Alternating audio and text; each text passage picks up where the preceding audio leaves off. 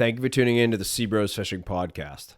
On this episode, we had good friend Captain John Galvin join us for his third podcast appearance. John is a great storyteller, and he's traveled all over the world to fish. All of us can learn something through his experiences abroad. In this conversation, we talk about everything from hunting in Spain to fishing the Eastern Canyons last summer. John also shares the evolution of the Skilly project with us and discusses his ideas and tactics for tagging and releasing white marlin. Always many laughs, beard appreciation, and great stories when hanging out with John.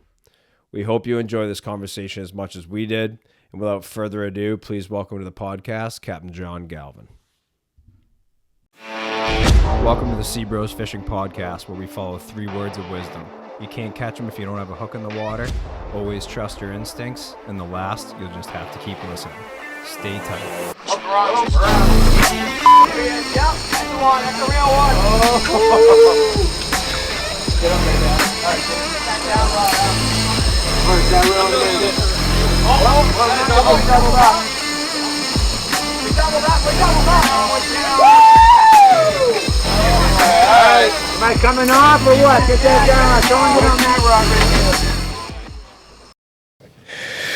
Oh, boys. Well, first been too long. Cheers. Cheers. Coffee cheers. Coffee cheers. What's in your coffee? I have mushrooms in my coffee. You got some historical stickers on that mug. That's been with you for a while. Yeah. Get some good ones, that's for sure. Every major stop along the way. Yeah.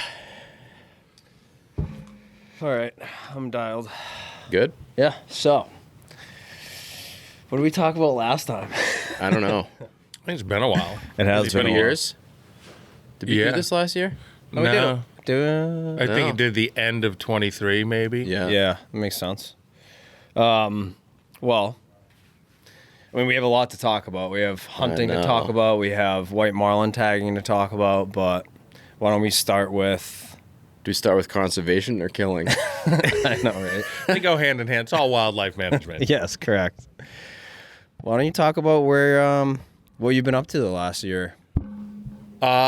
Fishing wise, not much has changed. We've been, did some Costa Rica last year. Not as much as we did in the past. Where'd you guys sail out of in Costa Rica? Los Sueños.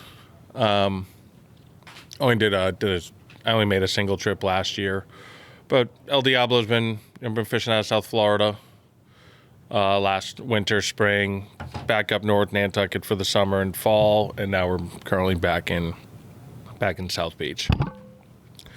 Had some pretty good fishing overall. I'd say we had a great summer with both inshore and offshore tunas, marlins, then all the inshore species around the sound and island. South Florida is mostly just sails. Been trying for some swordfish. Hooked a couple. Haven't got the steel to stay in them just yet. We're gonna give it a try here in the next couple weeks when I get back down there. It's been pretty even spread of what you've been targeting species-wise, or has the owner been horned up on one thing in particular? No, we're pretty well dispersed. We fish for anything and everything based on weather, time of year, schedule. There's no one set species I think that we get hyper focused on outside of it. If there's a really good giant bite and the way our schedule's working, we're going to go east of the Cape and Island and try to get in on that. Same with, canyons. We have the abilities to pretty much go wherever the fish are going to be. In this past summer fishing the canyons, we were running 170 miles one way and having some spectacular fishing. That's sweet, though. What was the furthest canyon you guys We were fished? just a little west of Nigrin. Wow. Which is east of Munson, just west of the Hag Line. Where were you departing out of mostly? Nantucket. Nantucket? Yeah. So it's 170 from Nantucket. Wow. That's far. Dude, that's out there. Well, Where other guys about going? a 4.5 hour steam. Trying to see if it's on there. I don't think it's on that map. It should just be. It should just be there. It's like... Yeah. There's Niagara. Yeah. There's the hag line. John's standing up and looking at the map on the wall. Yeah. That's far. That is far. That's a good ride.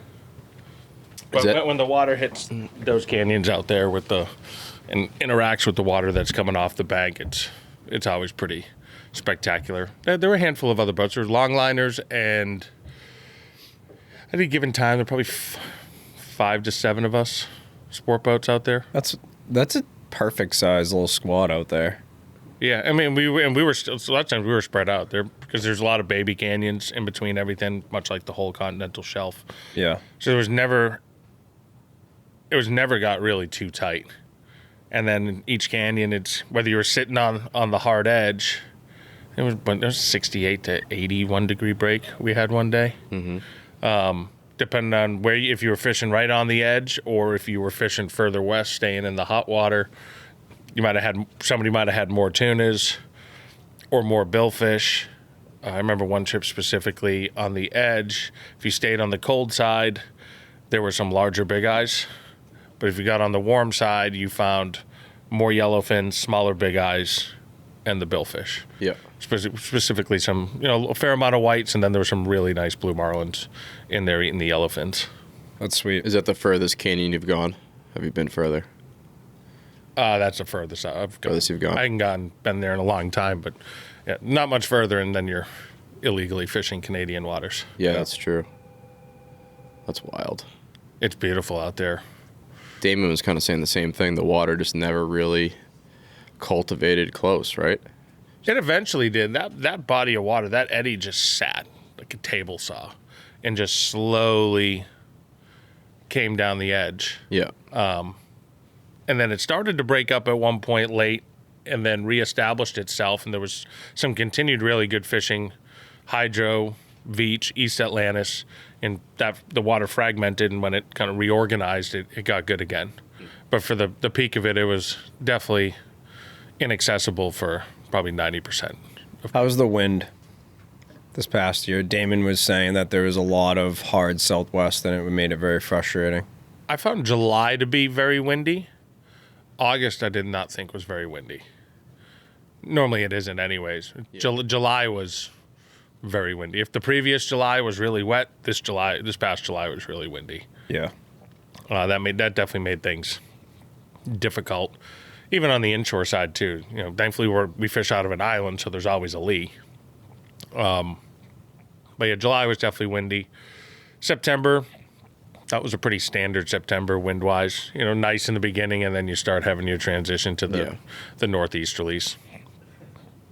Yeah, we had some weather October, but it wasn't too bad. Did you do any fall canyon fishing, or do you start moseying south? No, we head south usually end of October. Yeah. By the first half of October, we're bluefin fishing and ground fishing. Yeah. Maybe chasing some late season albies and stripers in the rips. But we're pretty much fishing all the heavy tackle stuff. Did you get into the dragger scene, or are you fishing kind of normal? Oh, the dragger scene, that was going on in the summertime. We'd done that the year before, a couple of years prior. We stayed out of there. When it was just us by ourselves doing it, it's a different story. But 20 boats behind the draggers, no, thank you. No thanks. And it's different whether you're fishing on the commercial boat that you fish on is a different technique, whether you're fishing on trawlers or draggers, but trawlers versus scallopers versus pound nets. Your trawlers are a lot harder to fish on, and especially in respect to the commercial boat, because they're dropping back their gear, hauling it back. And then as soon as they dump it out, they're dumping it back out. So a lot of times you're hooking fish and they're running into their gear, and you got to be careful not to break off too much of your gear on their cabling, because now you're Screwing with them. You're screwing with them and potentially putting the guys on deck in harm's way. But it's challenging and exciting to fish on the trawlers. Yeah. You're hooking the fish and heavy drag unless you're able to bait the fish away from the trawler a bit. But it looked like a scene out of Key West with blackfin in the pictures this past season of 15 boats or so. It's amazing to me how many fish there are now. The bluefin fishery and the resurgence and recovery of it is just spectacular. It's crazy. The biomass of fish is unreal. Yep. And that, it's up and down the eastern seaboard, their entire range, all sizes of fish. All depths too. Yeah. A lot of historic places the last several years we've seen return, outside Point Judith, off Montauk. Yep. Yeah, for years, Off Jersey. they were all coming up here for years. Yeah, the fish weren't. They were passing by those. Who knows if there's probably some naturally occurring phenomena that, in addition to the regulatory measures that have been in place for about 25 years. Yeah. But it's pretty awesome to see. And when we had giants at the claw a couple years ago, I remember hearing about that since I was a little kid, and my uncles were still fishing for them out of Woods Hole. Yeah. Yeah, that was way before our time of tuna fishing. That's 80s. Yeah. That's when Cookie and Greg Beecher and some of the, the pioneers of it all were back there trolling bars with 19 wire on them. Yeah. Wish I could go back in time. You know, most of your bluefin stuff in the fall trolling, or did you bait fish at all?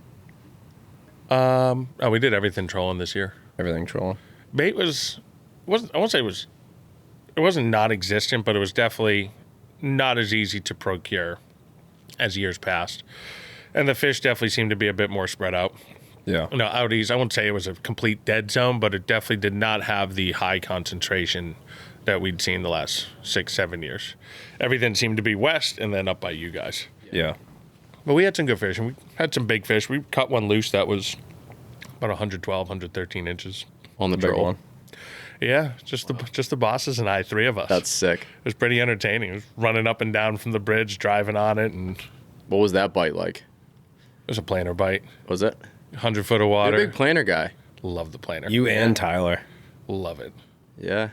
We need to incorporate that more in the bank. I would say I say it every probably. year and just don't do it. I bet you if we're trolling, 70% of our fish are off the planer. That's wild. Yeah.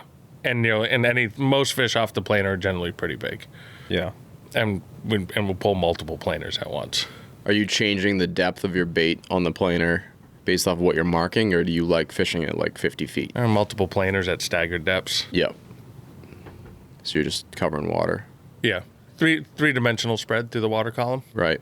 We might have two different size planers out, or same size planers but different depths based on how far out we're putting them. Mm-hmm. And then, the other baits, weight them in different ways so that we'll have some that might be pulling 20 feet below the surface off a rigger, and then there'll be the regular long baits that'll be more surface baits. Yeah.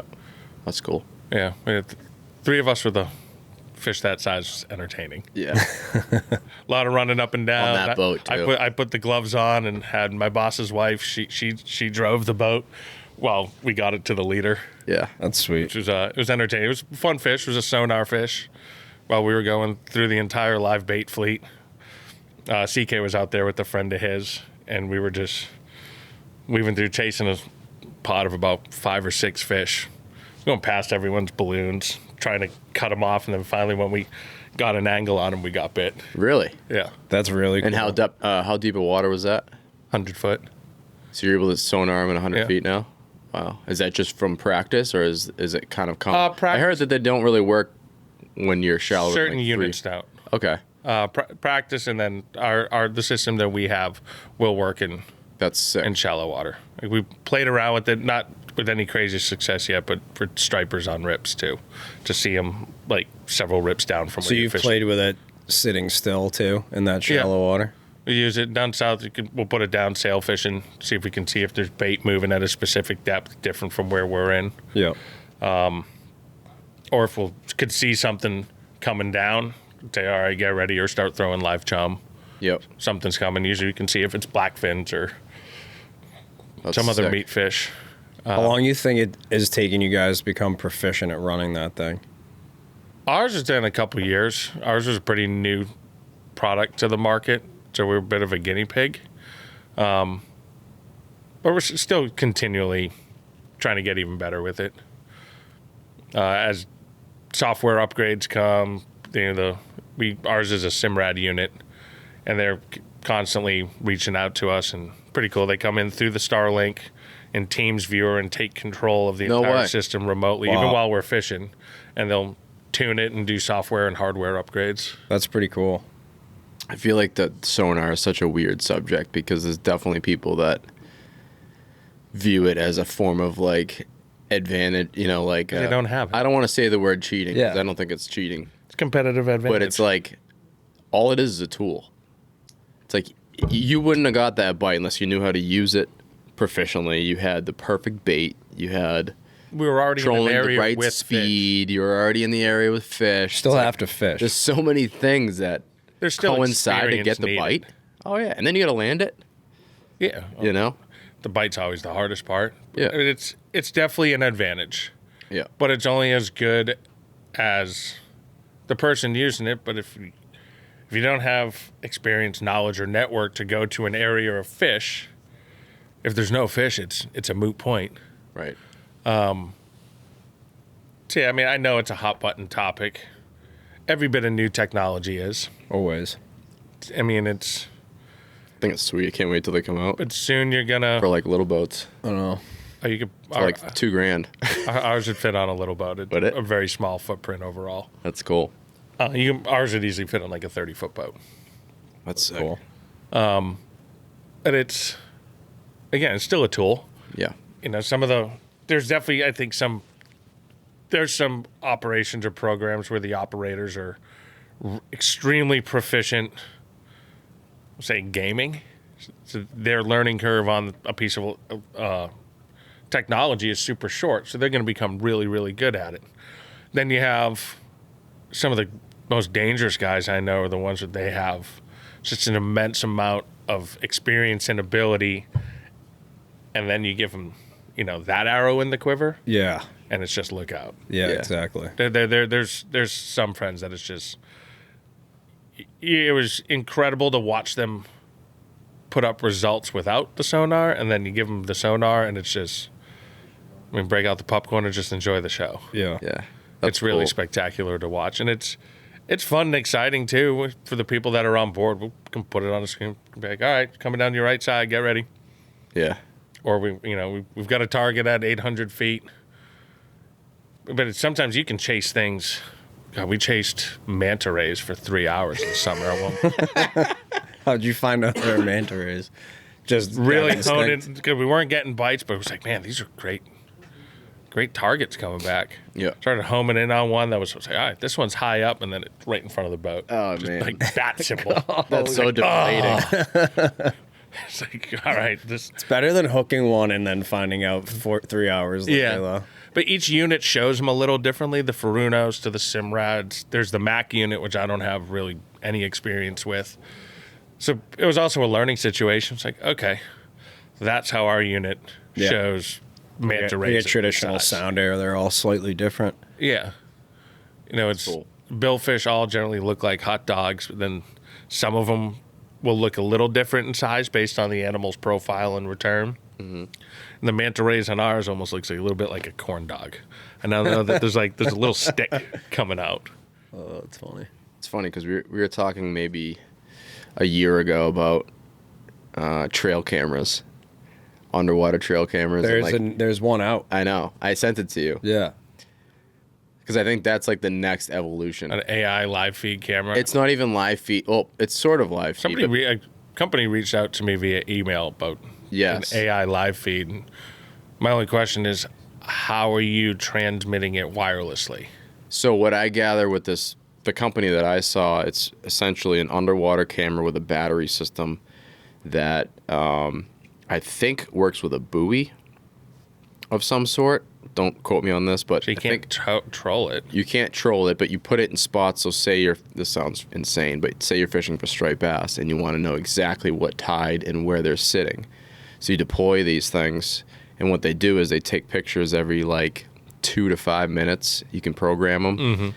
And then it works with an app just like a hunting app and some AI software like you said. And what it does is it gives you a chart of the time of day, the tide, all that stuff when these fish are hanging there, judging by the pictures in front of them. So they just keep taking pictures. and then they take the information from the pictures and go, all right, that's a fish, that's not a fish.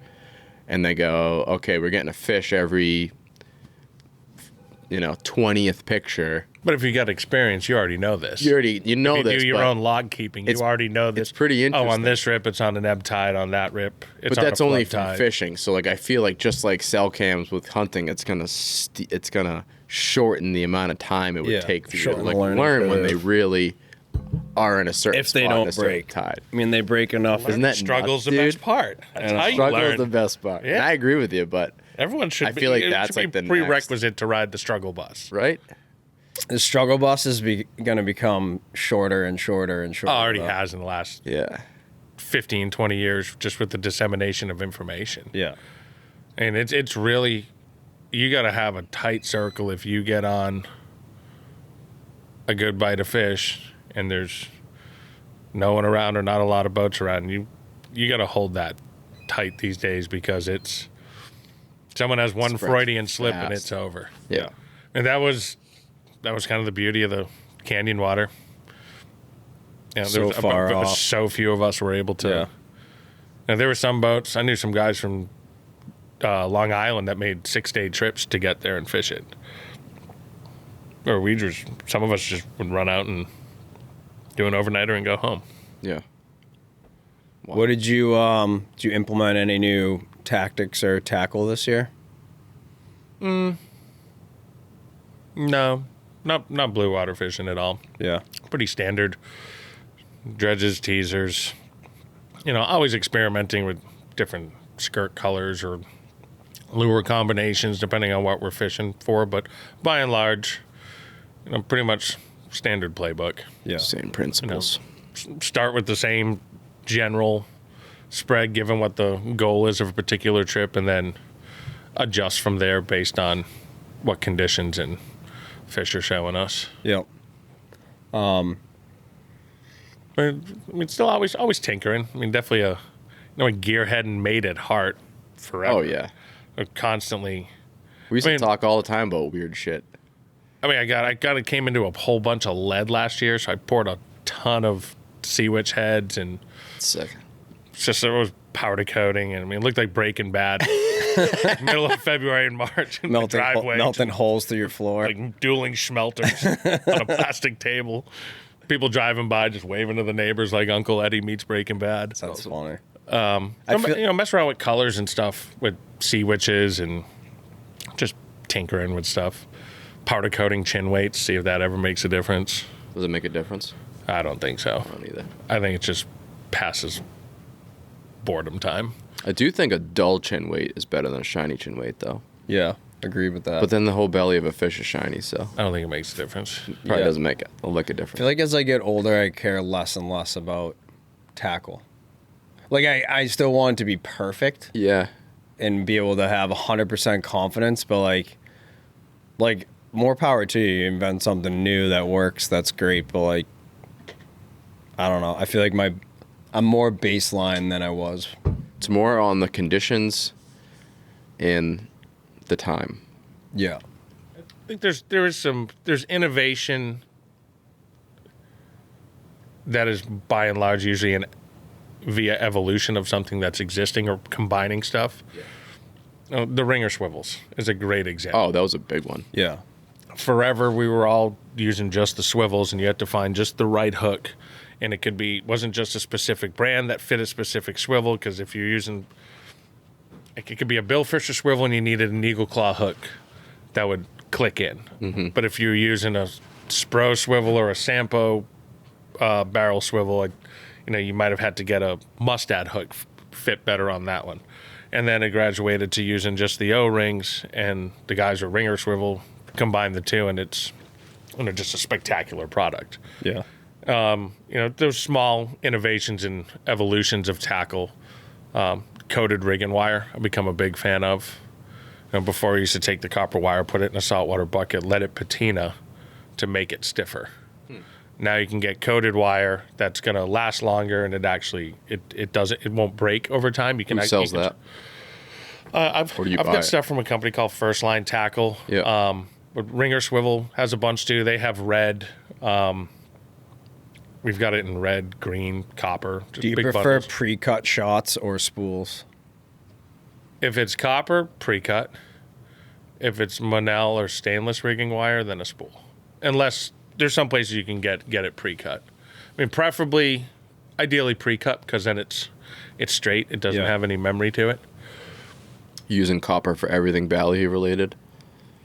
Pretty much everything, period. Yeah. Always carry some Monel and stainless, but go through a lot of copper. Different gauge, too, based on what the baits are. Yeah. Heavy, regular, light. Yep.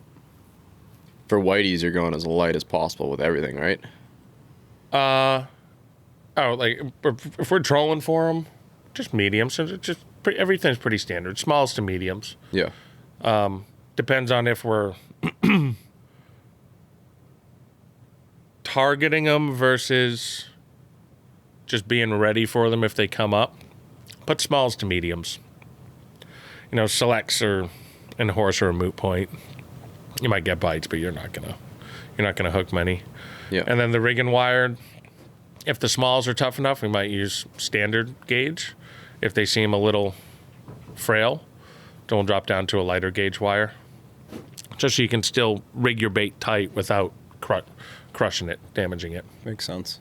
And then the hooks are all just general 7/0, 8/0. Chin weight depends on the bait. Yeah. Usually 3/8 to half ounce. Take us through your white marlin chronicles. Yeah, I feel like there's been a lot. There's some good white marlin fishing in the canyons this year. Obviously, there was some good nearshore stuff. The last 2 years have been pretty good. But there were some really big numbers out at the canyons. We didn't do anything crazy high, but a couple friends had some 25, 30 fish release trips, That's sweet. which is pretty That's sick. insane. Yeah. You know, they're big schooling Sorry, it fish. took me a second to realize what you just said. Yeah. Yeah, that's insane numbers. But they were both on double overnighters, but one of them had, I think they had 21 or 22 fish on a single day. As we were getting out there, and we got the tail end of it, and I think we quickly went, I think we went 5 for 8 in like 25 minutes. Sick.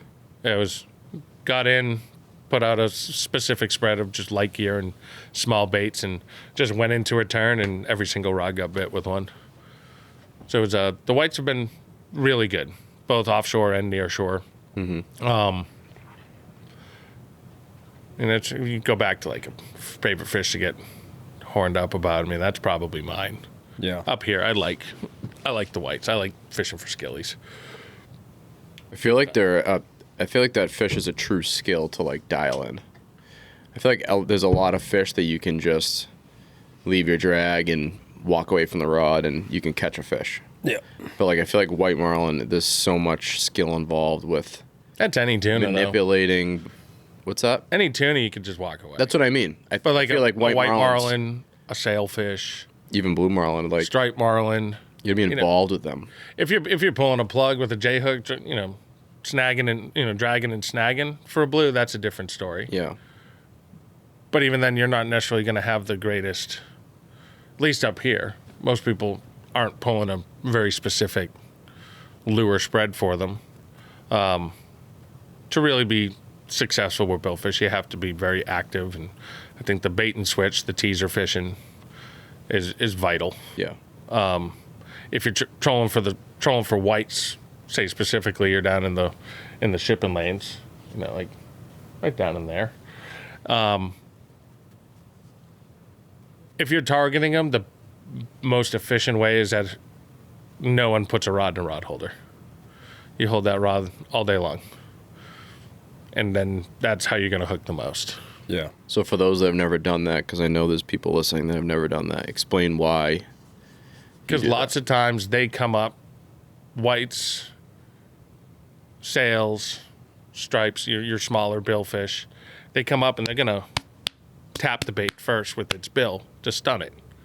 So if you're holding it in free spool, you feel a light tap, you just go free spool immediately, and as that bait falls, that fish is already going to be circling back to go eat it.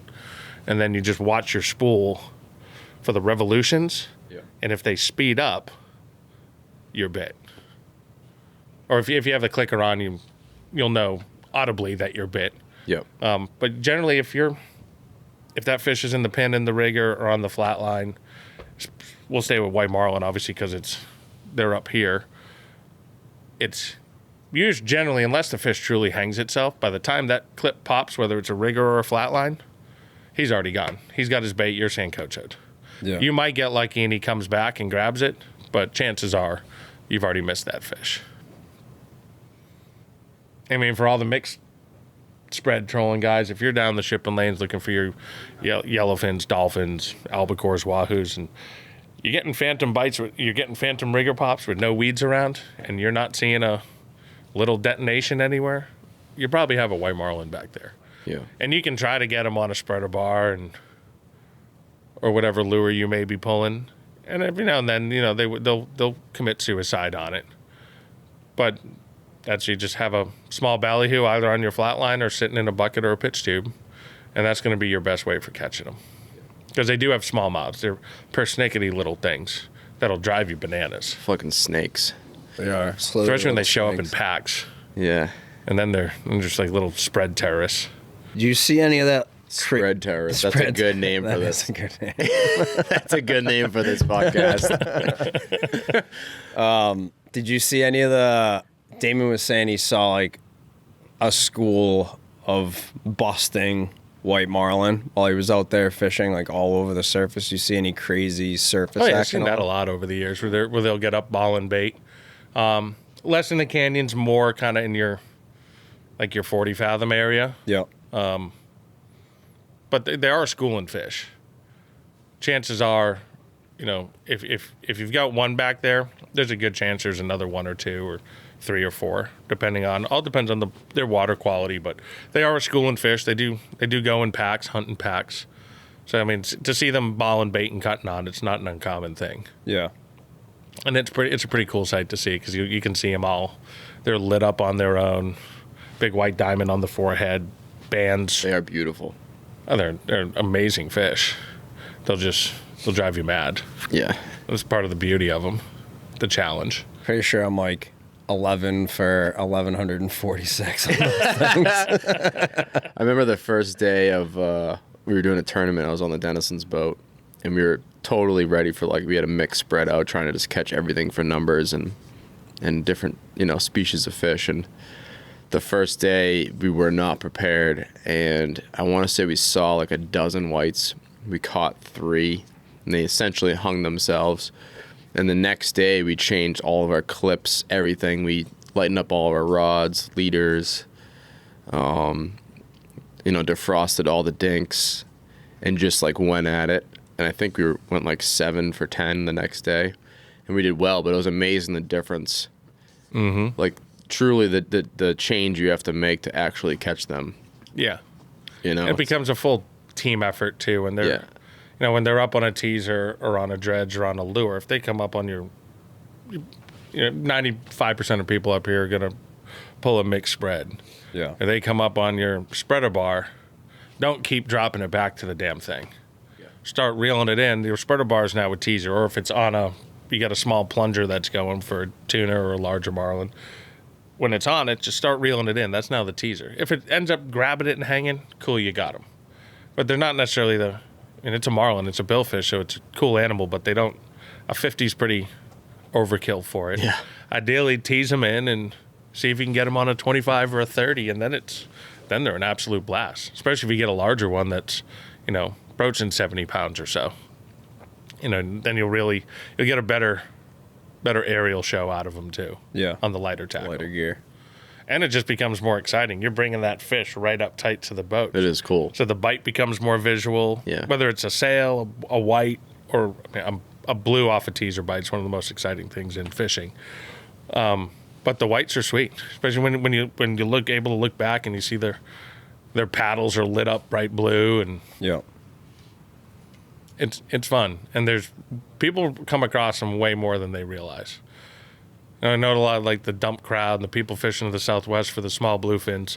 There's a lot of white marlin that mix in there on any given year, down off Block Island and south and southwest of the dump.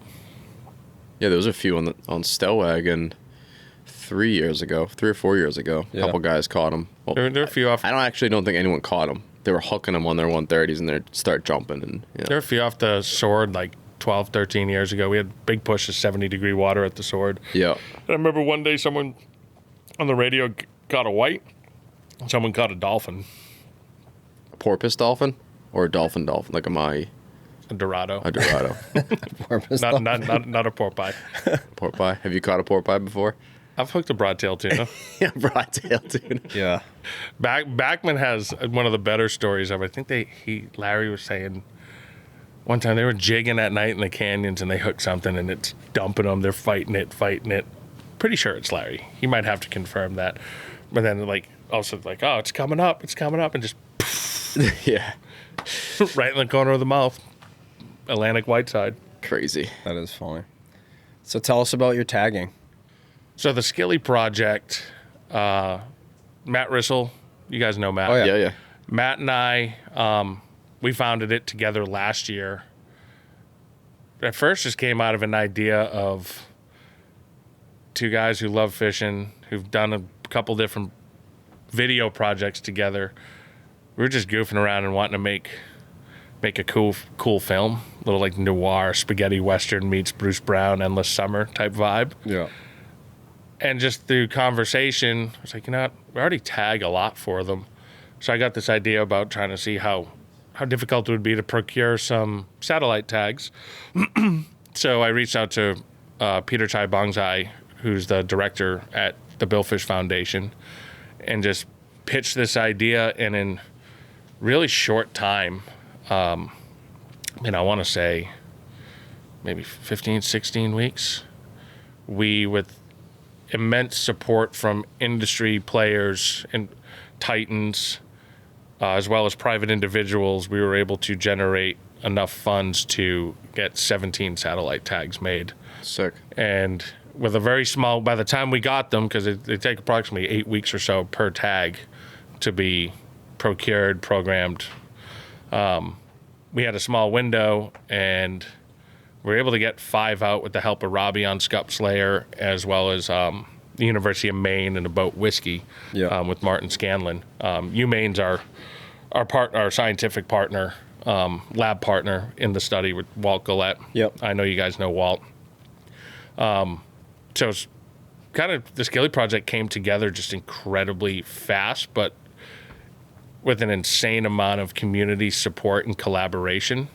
To where it's the largest satellite tagging study on white marlin TBF has ever engaged in. It may be one of the largest that we know of.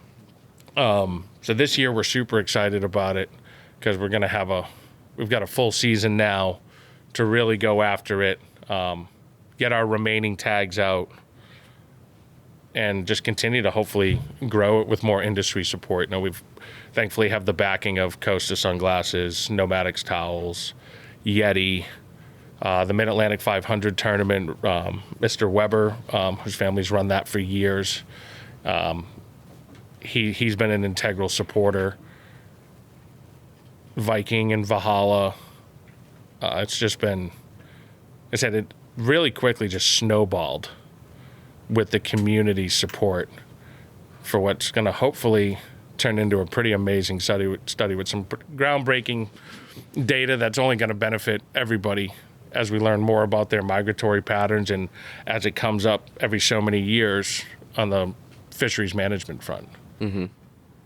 So we're pretty excited. We're bringing a couple more boats into the fold, so there'll be 4 of us out there doing it this year. The only hope is that the fish get the memo, and we've had 2 good years of white marlin up here.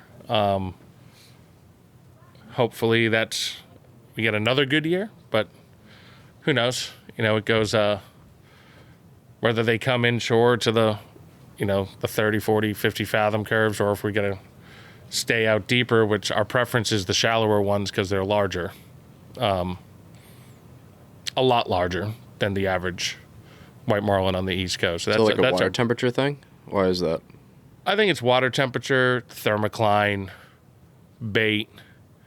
They have to get pushed up here with the warm water to begin with, and whether they end up on the nearshore grounds or not, All depends on, filaments of warm water, currents, thermoclines, ideal wind direction. Winds help drive the water in there for the fish. And then you also got to hope to have the ideal wind conditions to fish for them too. So we'll see. Hopefully we get some shots this summer. Would you deploy 5, you said, already? We got 5 out last year. So I think it was 7, 15, 16, maybe 17 we had made. So we've got 12 to go. And then that's doable. Yeah, especially now that there'll be 4 of us. We got 4 sport boats and then the main boat. So I think we'll be able to have a lot of good overlapping coverage and hopefully be able to stagger some of the tagging too.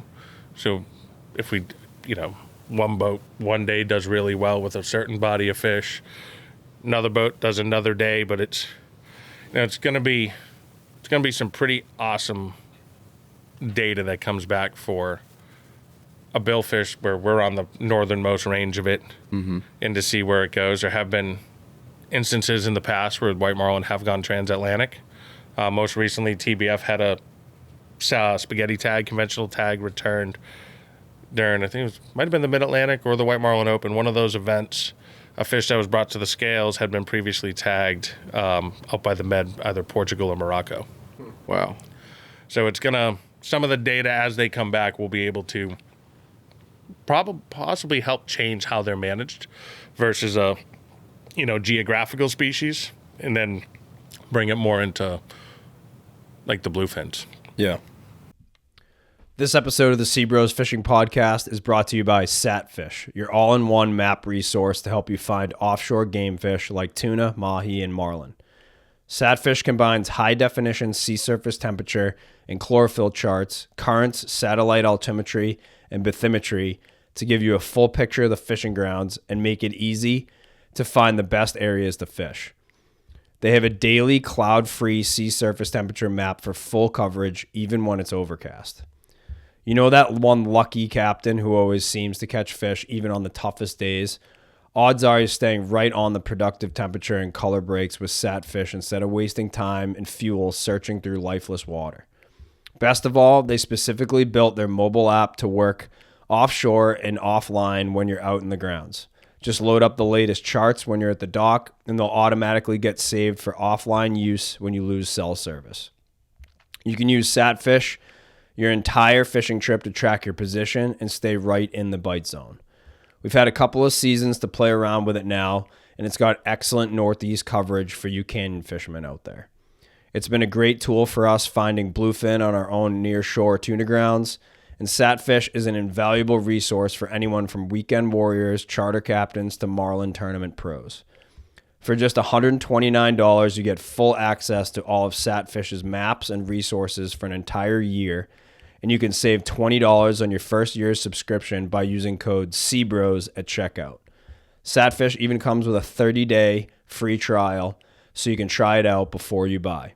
Level up your offshore game, check out SatFish, and see for yourself why it's the science of being lucky. What are That's like really the cool. current major rules for white marlin? Just catch and release in the U.S.? No, you can harvest them. You can harvest one per day. Same with the blue marlin and the sailfish. They just have minimum lengths. I believe white marlins, I think they're 67 inches. 66 or 67. I think it's 67. I feel like I ate white marlin somewhere. I ate sailfish. It's all not bad. No. Yeah. Blue marlin, black marlin, striped marlin, sailfish, white marlin. They're all pretty good. Yeah. I had it side by side with blackfin tuna, and I couldn't really tell much of a difference. On the sailfish? Yeah. Definitely. Sailfish sashimi will really surprise you how good it is, but also its appearance when cut right. Yeah, I mean, it looked the same. Texture was the same. Slightly more sinew, I guess, if that's what you want to call it. Which makes sense. Mm-hmm. You know, more of their body is in movement in comparison to a tuna, so I would assume it's going to have more like that style to its meat. But yeah, I thought it was pretty good. It's great. We just went from tagging to harvesting all in one I set. know. Hey, Well, one of the wonderful. questions I had was how what type of length of information are you going to be able to get from one of these tags? Like, how long do they last? Varied durations. Majority of them are 8-month tags. Yep. And there are a handful that are 12-month tags. So hopefully, for various reasons, not all, no different with tunas. You can have natural predation, a tag discharges prematurely. It's harvested before the tag deploys. So as with all things science, data is volume, and with volume comes data. Yeah. So the hope is to get these 12 or 13 that we have remaining out this year. In a perfect world, they're all going to go to term. And then, we'll compress as we're waiting for that data to come back and compress. We'll start reloading the quiver for the following year to continue to get more tags out. And it is my hope that we can also eventually start working to some of the other white marlin hotspots. Your Cape Mays, your Ocean Cities, Virginia Beach, in a grand scheming, dreaming sense, Brazil, Morocco, Portugal, the areas in the Atlantic that have large, consistent bodies of fish at given times a year, but also large fish. Mm-hmm. Yeah. Because it's definitely a very understudied billfish, and the fact that we get them not just in our canyons but in some of our nearshore waters, depending on the year, it seems to be that it's somewhat endemic. And I know the Mid-Atlantic, Cape May used to have a bit of a mud marlin fishers, they call them, not just swordfish, but they'd be fishing these dirty water whites. So it's kind of figuring out why some of the larger specimens are inclined to come into some water that's generally not optimum for them. Dirtier, greener, colder, and they're still feeding, and they're in there active, so they're not lost. So it's why, and then where do they go? Because they're definitely a different body of fish from those that are way off the edge, both in size and behaviors. Easier for them to hunt. Big thing is, I wonder why they're so much larger. And then where do they go? Here's my hypothesis. I like this. From the hip. I like From the hip? doing this. They're not spawning. They They're spawn down south. But older, older, more mature animal. It's finding it more advantageous to hunt in those conditions as opposed to like with a larger biomass where the bait, it's easier for less the competition. bait to see them. The bait's more lethargic in the colder water, I bet that has a lot to do with it. There's been some studies of single fish tagged off Bermuda and Bahamas that have popped off way east and even northeast of here, out towards the Grand Banks. So those ones definitely looks like they're riding, Gulf Stream or filaments and eddies of it. Mm-hmm. But it's still where are there some? If Brazil's got a population, we've got a population. Are they mixing in Morocco? It's similar to the bluefins. We have the eastern stock, the western stocks, the Gulf, the Med, and now we have these, as you guys know, the sub spawning ground areas like the Slope Sea off Hudson.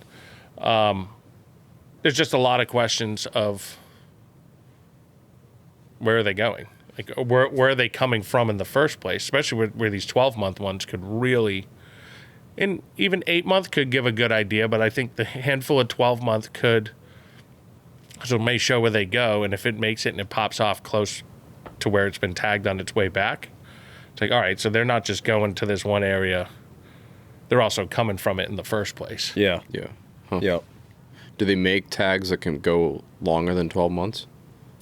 That's a good question. It'd be kind of cool to see if they go like back and forth to the same spot, the same general area. I think like in a season. I'm just making an assumption here. My guess is they do the 6-month, 8-month, 9-month, 12-month. Mm-hmm. Got to figure the longer it's at liberty, the greater risk of predation. Right. Forget the premature popping off, but I think probably predation or being killed and then not getting the data period. Yeah. Because you definitely get some when they ping, but the key is for that tag to pop off, get to the surface, and transmit all its data. It's gonna be pretty cool. We're doing a lot of documenting of it. We had some great time last year with not just Robbie, who I owe pretty much a lot of what I know about them to Robbie, as his father and Mike Lindley's father, Doug Lindley, the two of them, amongst a few other guys from Nantucket and probably the vineyard too, but mostly pretty much Nantucket, they developed the whole fishery. So there's this incredible history to it, and kind of listening to them on some of the techniques that they developed and used at times or still used today, but then there's others that you just, we're sitting there listening to them as part of the project. It's like, really? Note to self. Interesting. If it worked 40 years ago, it'll probably work now. Right. So That's it's cool. What a great initiative. We're super excited about it. I said, and it's completely privately funded, which I think is a bit of a game changer in the research world, conservation world. Yeah. That it's almost private equity conservation. It's individuals that care a lot about the species and the fisheries, and then industry titans such as Viking, Valhalla, Costa, Yeti. We're hopefully bringing on a few more, not just national, but we're trying to bring in some local people too that are people or organizations, businesses that care about the fisheries in general, just to continue to support it so that we can keep getting these tags out. Yeah. It's all the initiative of not just procuring the tags, but processing the data, publishing it, and all the data we're going to make very, very open and transparent so that all can see what these fish are doing. I almost wonder if you could tie it into, like using the Mid-Atlantic for an example. Like almost offer it out to participants, be like, hey, you can fund a tag, and then that gets them like in their own category of the tournament.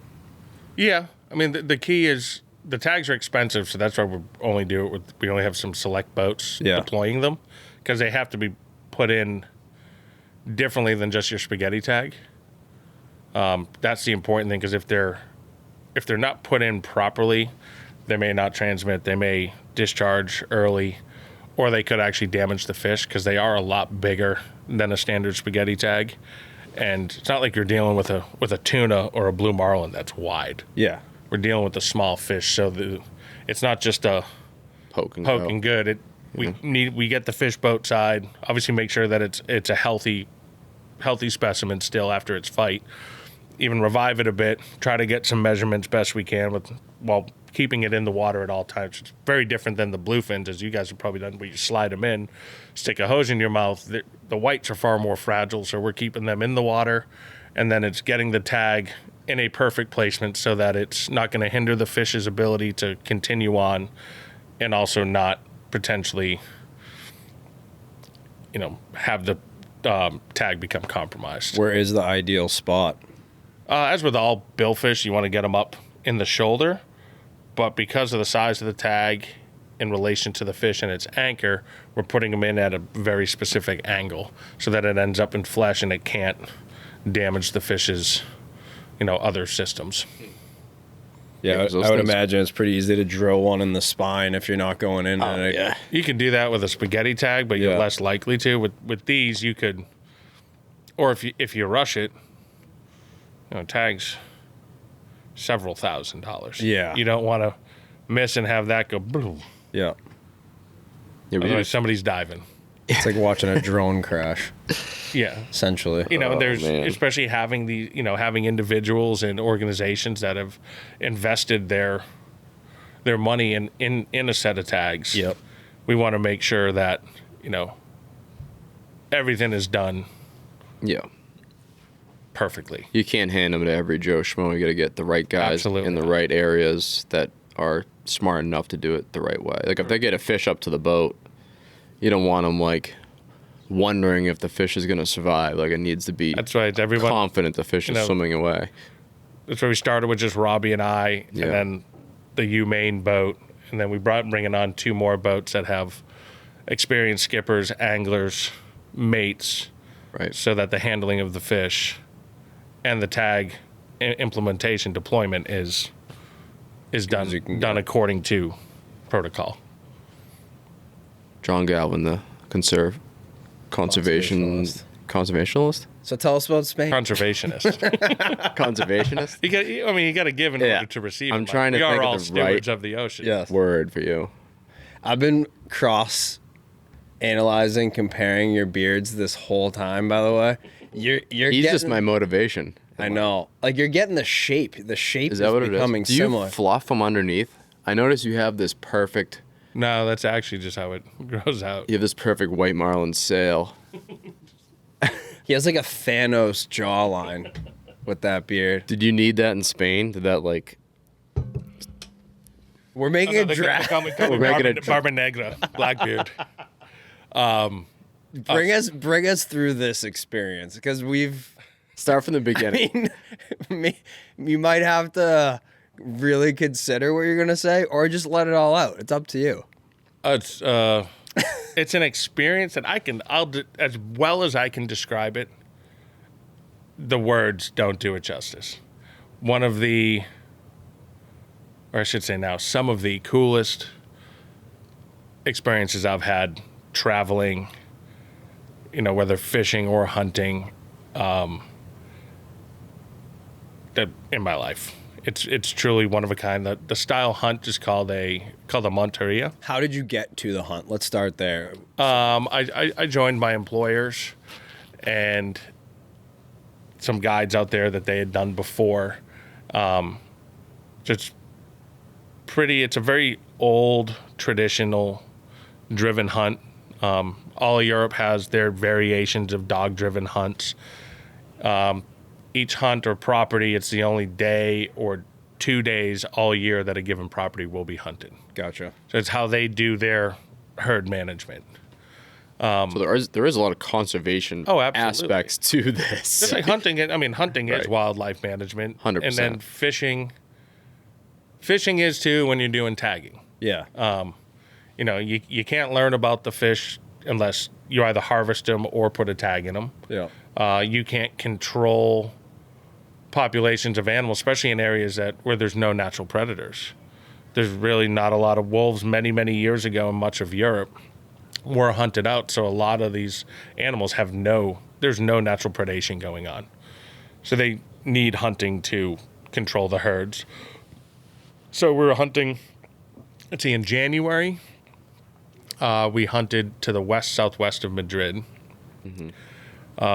The first property, which was for 2 days, was a beautiful chestnut farm and cork tree farm. Still working. I forget how many acres, but a couple thousand acres. Beautiful terrain, beautiful property. And it's the heritage and tradition that they have for hunting over there and how they go about it is so different from what we're used to or raised on here. Yeah. Very formal. Obviously, hunting and wearing fedoras and beautiful sweaters and ties and button downs. You don't need to wear camo. But there's so much reverence for the animal, the hunt, everything about it that's probably equally as addicting as the hunting itself. Yeah. There's a very small group of shooters. I think no more each hunt I've done so far, it's been maybe 12, maybe 15 guns total. Pretty well spread out in very specific areas. Safety is of the utmost importance, and they tell you in a given area what your shooting lanes are. Obviously, don't shoot at a sky, but if you've got another hunter upfield or downfield of you, like, you can't shoot this way. This is your range of shot.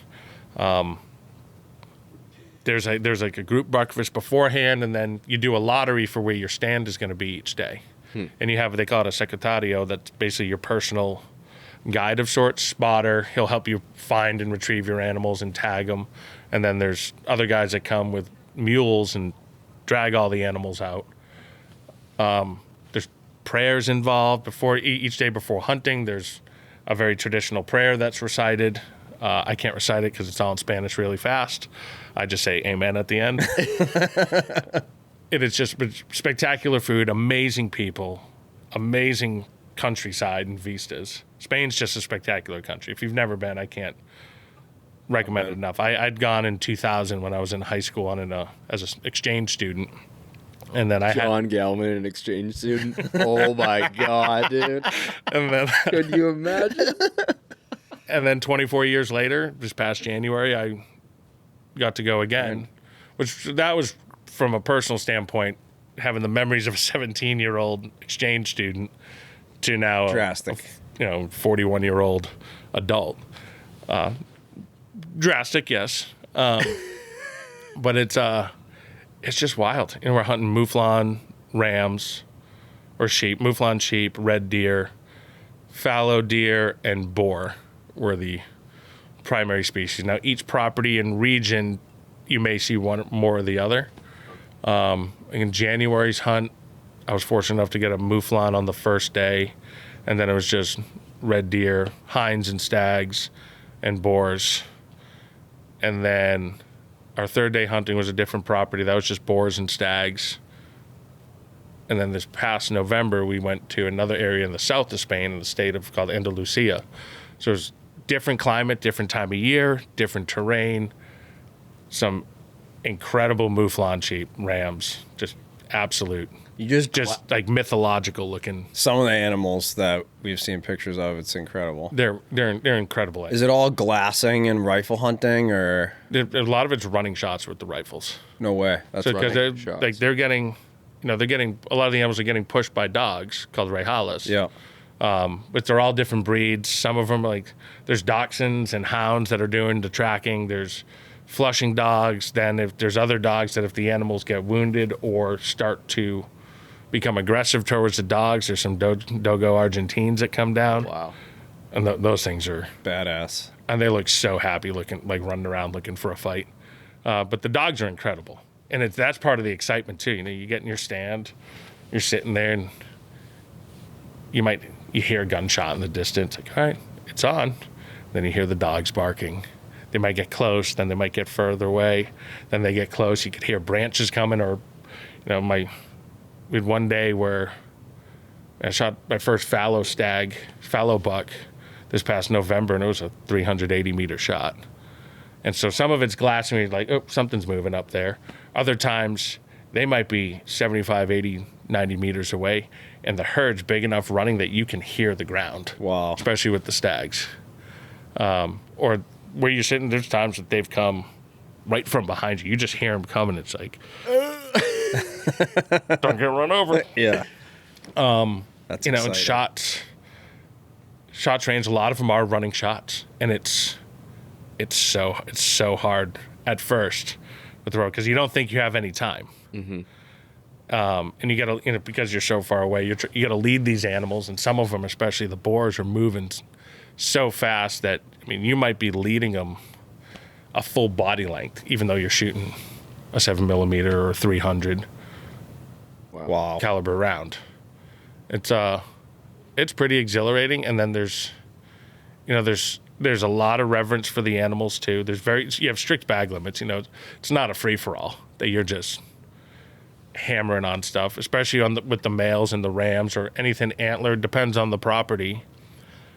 There, it might be, all right, this weekend, this property, you're allowed 3 stag, 3 red stag, 1 mouflon. They may break it down by species in unlimited females or unlimited boars.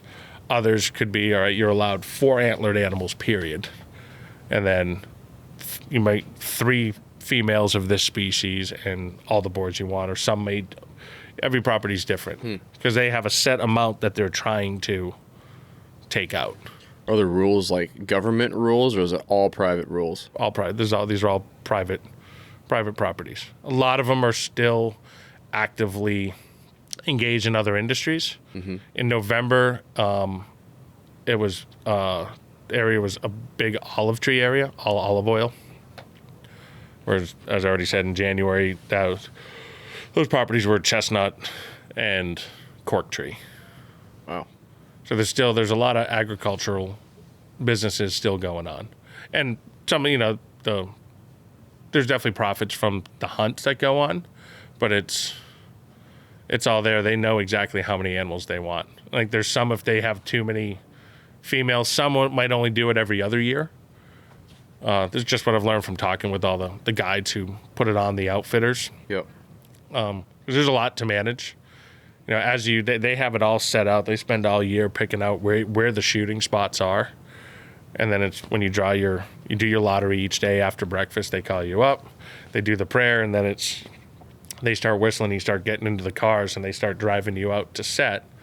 And then once you're set, you know, then it's, depending on where you are, you might see animals first, you might see them last. Or there's first hunt I ever did in January, I was up high up on this ridge line thinking, and it was blowing like 50, driving rain, fog. It's like, In your suit and but I tie. was still, I wasn't, I mean, I had a nice sweater on, but I had like rain gear on too. But I'm sitting there and I'm like, this is miserable, but this is awesome at the same time.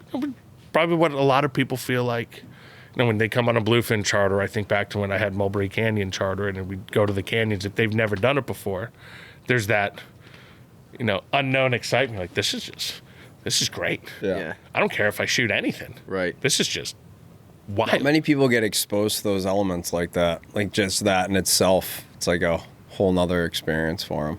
Oh, when we first came out, they're like, oh, it might be too foggy to hunt. I was like, screw that. Just put me up there. Yeah. Figure it out. I won't shoot it unless I can sort of see it. But I ended up on a ridge line and we're being like, well, I don't think I got the best spot. It turned out, I mean, I lit it up on the first day. That's sick. Sick. I won't say how many animals went down, but it was significant. What's the deal with the harvest and the meat? And The meat's all donated to food banks. gotcha. Some is kept by the property owners. You for eat their any of kitchen. it during the ceremonies and all that? We ate some fallow deer and red deer. Very good, just like a venison. Mm-hmm. But then by and large, majority of it is all donated to food banks Gotcha. in Madrid. I think it's all Madrid. So it all definitely said they have a lot of reverence for the animal too. Nothing's wasted at all. And then still waiting patiently for taxidermy to be I done. was just gonna ask. Yeah. There must be some cool stuff. We got 10 heads and 1 cape coming back. Nice. That's cool. Yeah, this past trip, I was very fortunate to shoot some spectacular animals, and they're all spectacular. You have room for them? Figure that out. Your boss is gonna walk into the salon and be like, "What is this?" put a stag rack on the bow of the boat, like a Longhorn on a Cadillac. But it was, for an introduction into European hunting, it's just so cool. Like I'd hunted a little bit off and on over the years here in the States, not with any great regularity, but always enjoyed it. Did some whitetail, done some varmint hunting and iguana hunting, as we were talking about earlier, along with some turkey. But it was just so different in a really cool way over there. Yeah. There's not a lot of, no one's really dressed up looking like they're in a ghillie suit, trying to wait out 3 days for their target to pop up. Yeah. There's a gentlemanly vibe about it, even talking with them when they're doing spot and stock. And when you see the pictures, they might wear some camo, but it's not a lot of camo. It's more just neutral tones to whatever the environment is. There is a lot of long range shooting depending on what the species are. But it's addicting. Like, I can't wait to go back and hunt Europe. Outside of this driven hunt, I just want to go. And some of the animals, you look at the pictures of them, and then, some of the properties or lodges, they're straight out of Greek and Roman mythology. That's cool. These ibex sheep and these rams, and staring at a big stag. It's like, I've seen that Jaeger bottle in college. Yeah. It's really cool. And it's when you start looking into the overall cost of it, it's cheaper to do a guided hunt there than here in the States. I bet. A lot cheaper. That's so cool. Oh, I'm jealous. It's spectacular. I mean, to be invited and exposed to it once, back in January was just amazing and just so flattering, and I had so much just gratitude to be invited and involved, and then for twice in a lifetime to happen in November, it's just said it's wild. I can't. Pictures don't do it justice. Yeah. I mean, they do have their traditions like we do it. Yeah, I was just gonna ask. It looks like King Neptune's court on steroids. What's the celebration like after the day of hunting? The extent of it depends. We're talking about the celebration or the initiation. Either one. Celebration is actually it's very civil. So most of what we've seen is the initiation. That's just the initiation. That's only if like you've shot your first, not even your first stag. If you've just simply participated in your first Monteria. Gotcha. Now, depending on who's involved there, how aggressive they are. Yeah. Varies. Mine was rather aggressive. Fairly aggressive. But it's right along the lines of you make somebody eat a tuna heart. Yeah. I think we used to, I think Mikey and I would kind of gauge the individual, read the room on how gnarly we could get with it. Yeah. I think I just drew a lottery number that I got an individual that probably sat in the same mindset that I would have. And it was, I embodied it and enjoyed it. I think I showed you guys the video, but I don't think that can go to public. No, I can't. There's a few pictures that some pictures could barely look at.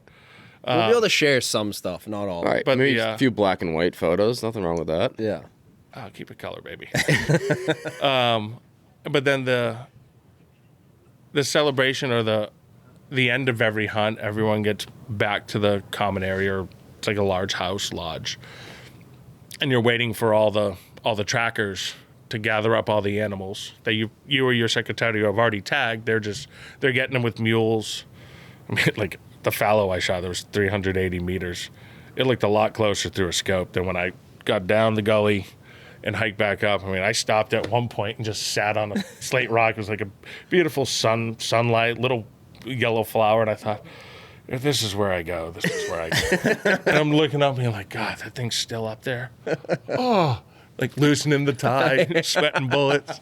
But then they come up with mules and they drag them down and then put them in trucks and trailers and bring them back, and they're all put on, display for everybody to, just like bringing fish back to a dock. Yeah. Everyone wants to see what the others got, and there's hors d'oeuvres, beverages, cocktails, or usually wine, and then sodas if you want it, coffee. And everyone walks around and enjoys and looks at the various trophies, and some people have some spectacular ones.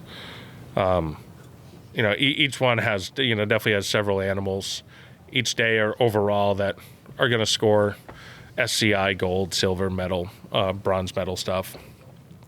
And then after pictures are done, there's dining. Well, usually you come back, you have your cocktails.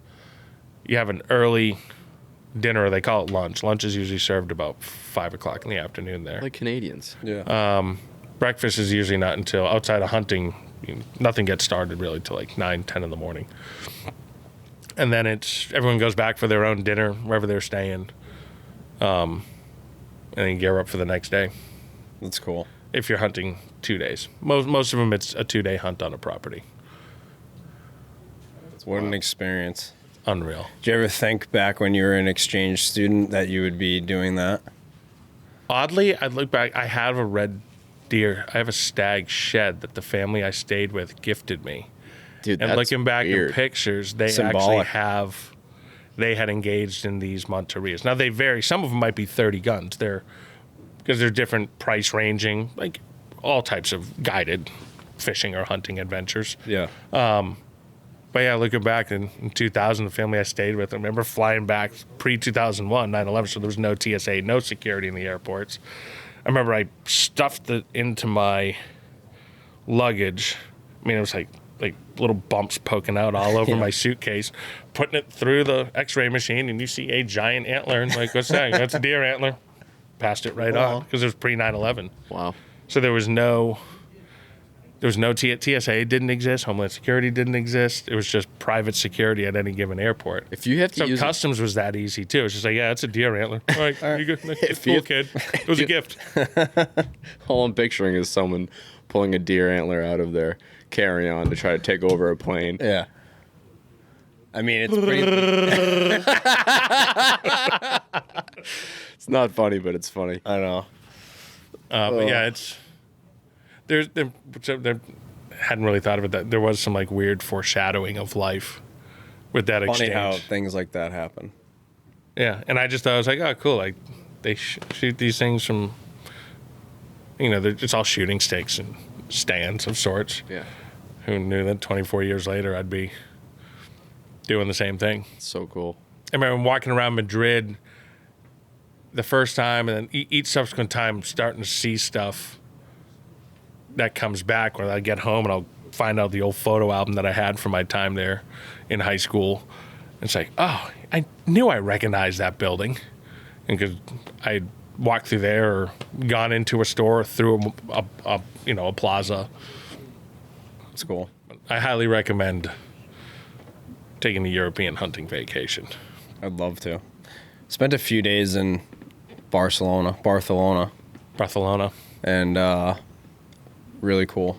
Spain's a killer country. I mean, a lot of Europe's awesome.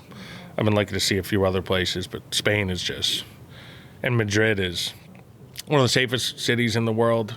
The people are so kind. I mean, I keep coming back to even the guides. Is, part of what makes a trip, whether it's fishing or whatnot, you can have a bad trip, but if you got good people, it doesn't matter. Right. And the people are just so amazing there. Yeah. You feel. I felt the first trip within 12 hours felt as if I'd known some of these people my whole life. Cool. And then seeing them again in November felt even more just welcoming. It's like a homecoming. It just felt they make you feel so comfortable and welcome. Yeah. And there's no pretension. Everyone involved there. Some of the hunters are very well established and renowned, and not a single person that you were had any sort of arrogance or attitude. Do you have to prove your competence before going, or is it just? I think they do at some. They just trusted me. Yeah. I mean, look at that beard. You're like, I feel like it's one of those. he's a sharpshooter. It's running shots with a rifle from. I can't imagine, man. I mean, it's wild. You're opening up the scope, running it as you're tracking the animal, or like you lose sight of them. You're like, all right, I need to increase my magnification. Mm-hmm. The challenge of it was really. Like I was really getting into that, and then realizing that from the first time in January to November is that you have way more time than you realize to set up a proper shot. Realize that anything I missed in the spring is because I was in like buck fever of sorts, but in such a rush, not realizing how fast they were moving. Especially if they're closer, obviously you see how fast and incredible these animals are. Yeah. But even then, you learn to realize that, like, just breathing, like, all right, I can wait a minute. Yeah, or you just starting to try to anticipate how they're moving. Picking up now on you're their starting body to look language. like, all right, here's where some trails are. This is hopefully if they come from here, I think they're gonna get funneled this way. Yeah. It's all just fishing and hunting is fishing. Yeah. It's just when you get into something that's new to you and challenging, it activates those areas of the brain that haven't become, experience jades us all. Yeah. So it's fresh and new, and all of a sudden there's a new challenge. It's like, all right, like let's unlock that area of the brain. Let's get those neurons firing for a little bit. And it's cool.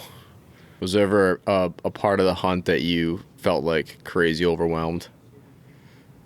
No. Just like with the amount of activity you're seeing or anything like that? Yeah, no. I mean, the activity comes in ebbs and flows. Yeah. It's like canyon fishing. Hours of boredom, minutes of chaos. Yeah. Probably helped you being so used to like the chaos of canyon fishing. Going from zero to 100. That? 0 to 100. I mean, it's a normal person that hasn't done that just hunts like normal probably was Overwhelming. The trip in Way November, the secretario that I had, Miguel, he spoke really good English, so we were conversing pretty openly, and we just, in between stuff, we were just sitting there, just looking out, chatting. We'd see something move, he'd bring out the rangefinder, I'd scope it. No. And we'd just keep talking. Sometimes we'd watch stuff go, maybe eat lunch, just keep watching the animals go. Whereas in January, I had 2. One of them was a young kid, Nico, and he spoke some English. So we had more of a Spanglish conversation. Then I had an older gentleman on another day who did not really speak any English at all, so I had to use the Spanish that I knew to the best of my ability.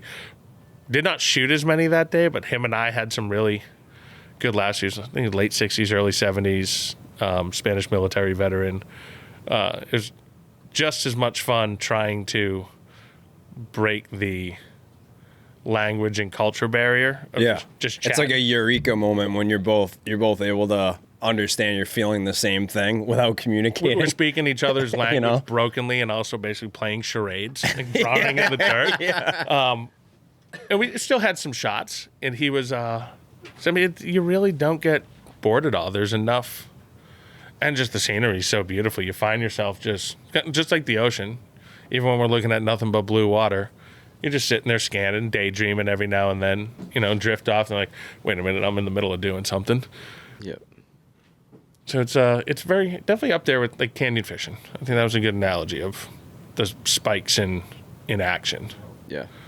And then unlike, gaffing and putting something on a deck or getting it boat side, billing it, tagging it, letting it go, then it turns into the, because you don't go down to tag anything until after, like, guns are off. Yeah. In rare instances, if we had to go, if an animal was mortally wounded but not quite there yet, then we would go down, and they have these large knives called remateres for finishing. Jesus. So you go down, and just because you also didn't want any of the dogs to get hurt, and thusly you don't want any animal to ever suffer too much. Yeah. I think it's pretty obvious that hunting and fishing go hand in hand, but the more I do both, the more one feeds the other, and the other feeds the other. I think it's again with that, having that area of the brain where our experiences, whether we like it or not, can jade us.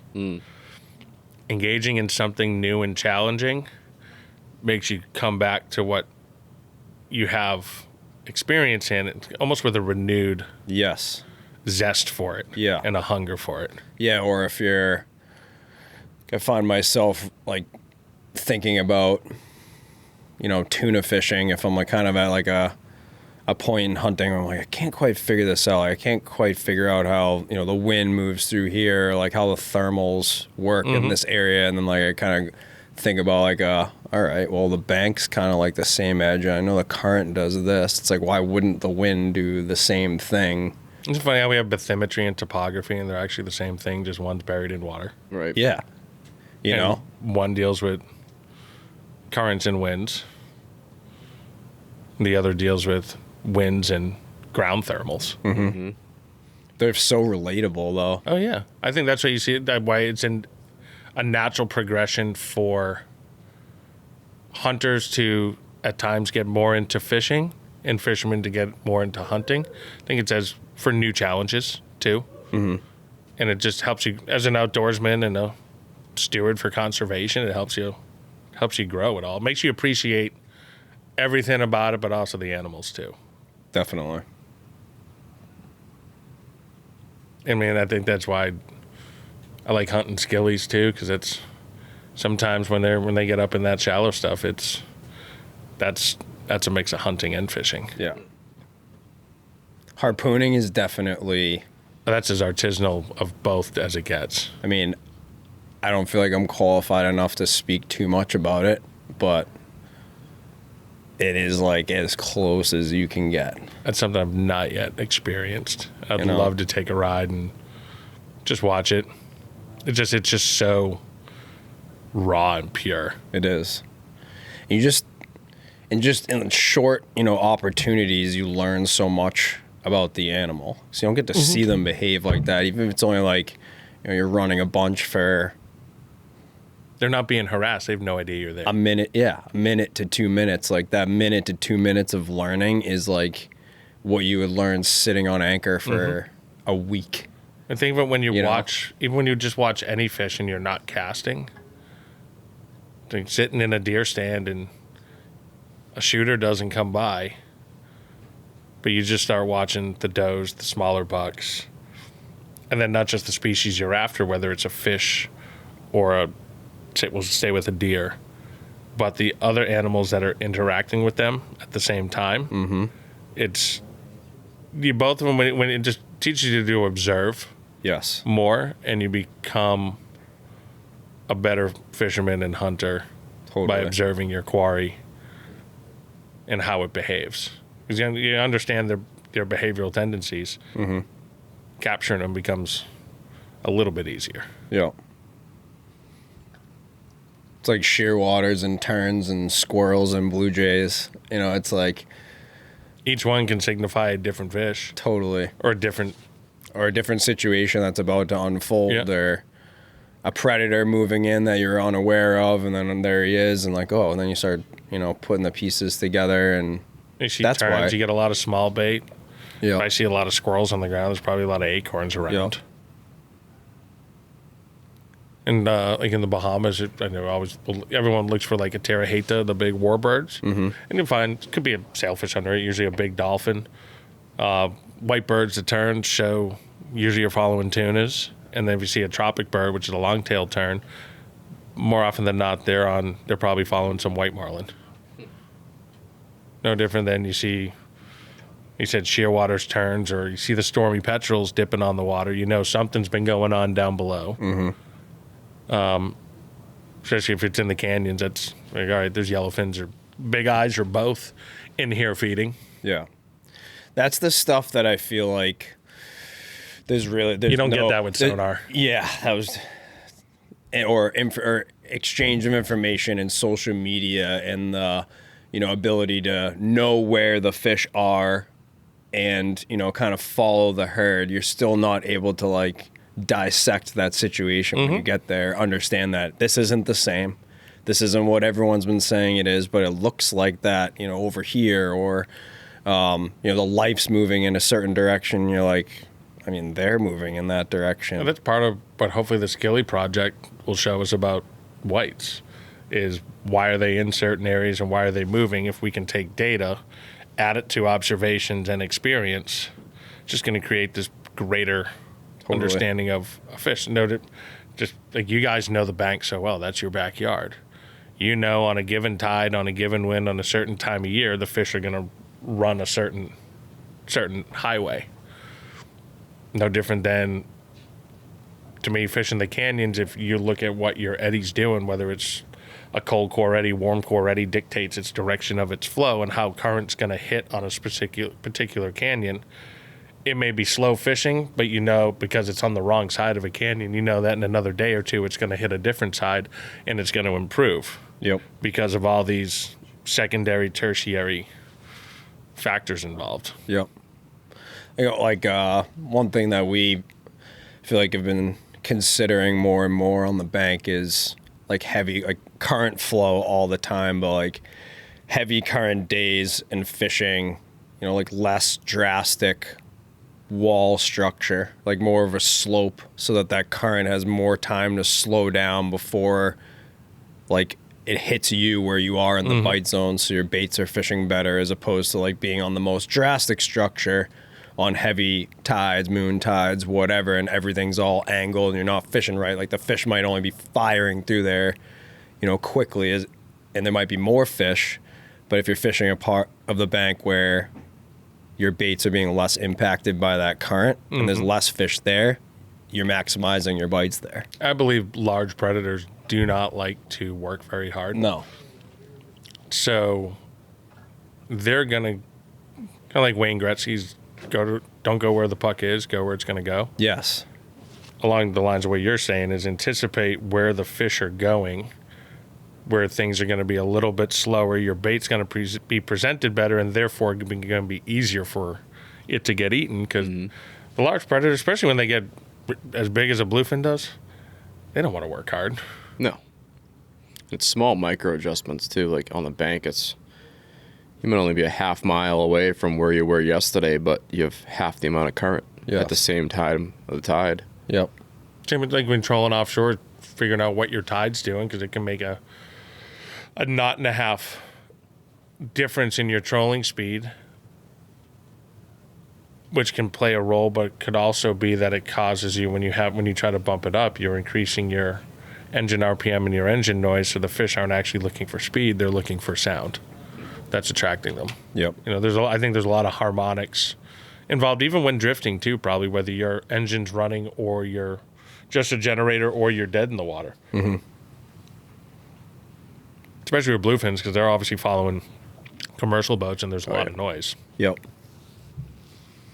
Yeah, I think generally speaking, like where we fish for them, the harmonics matters more when you aren't, surrounded by boats. I feel like once there's heavy pressure on them, you're better off fishing your guys' area. You're better off being stealthy. Hard. It's hard. Very hard. It's unique. Yeah. It's amazing how their behavior, just from the east side of the, peninsula that is Cape Cod, to they come around the hook of Provincetown. Different animal. And they completely, their behaviors are so different. And I think recent years, it's been all the big ones that historically are in there. Yeah. But even when you guys were doing all the trolling on the little ones, they behaved similar to what we'd see off Chatham and the islands. But there were definitely, sub-regional differences on how they behaved. Yeah. That's weird. Especially how picky they get in water that almost seems dirtier. I don't want to say dirtier, but there's more chlorophyll. It's greener. Mm-hmm. Yet they become more line shy. Yep. Yeah, I don't know what it is. It's a good topic, but we've hit on it a little bit, I feel like, and maybe not in podcast conversations, but I remember we had this conversation at Castafari last year or 2 years ago, sitting in our booth. It's not that it's I shouldn't say that it's easier to catch them in other spots, but for some reason on the bank in particular, there's days that it's like, it seems impossible, even though they're there and you could see them. Mm-hmm. What natural phenomena is going on underneath that's changing their behavior? Is it I don't know. I mean, it could be completely different water when you get down 1-2 atmospheres, or the whole pressures might change and clarities might change.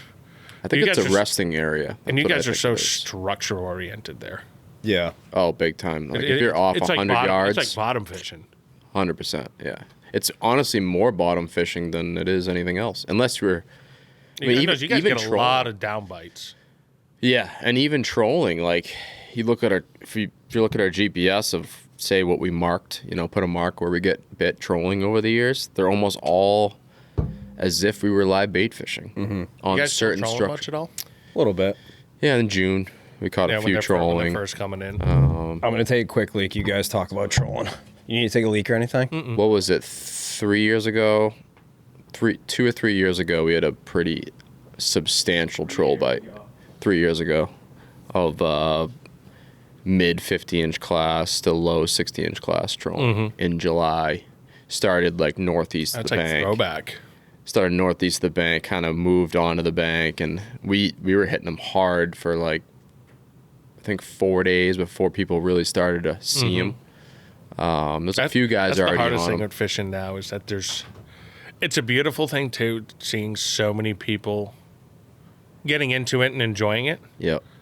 But that coupled with the dissemination of information, it's insane. It's such a challenge, and there's people try to say there's no secrets anymore. There's definitely still secrets. They're just not they're finer tuned Yeah. secrets now. I think it's like situational secrets too. Like, network. you know, for instance, we'll fish the same spot every day on the weekdays, and then we know that it's going to be the fleet's going to be 3-4 times as big.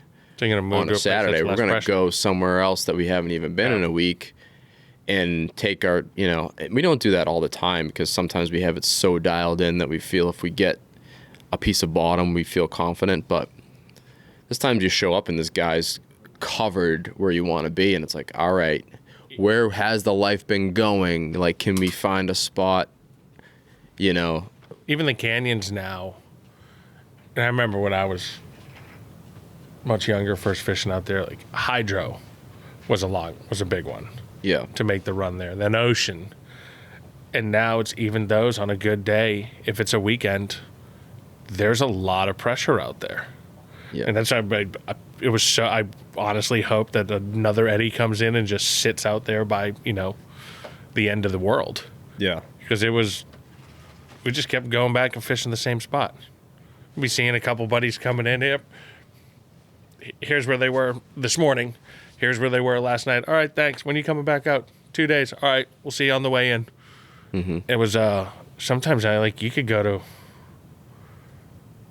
you can go to West Atlantis on a weekend, and if there's any remote news of a little bit of a snap, there's going to be 50 boats there.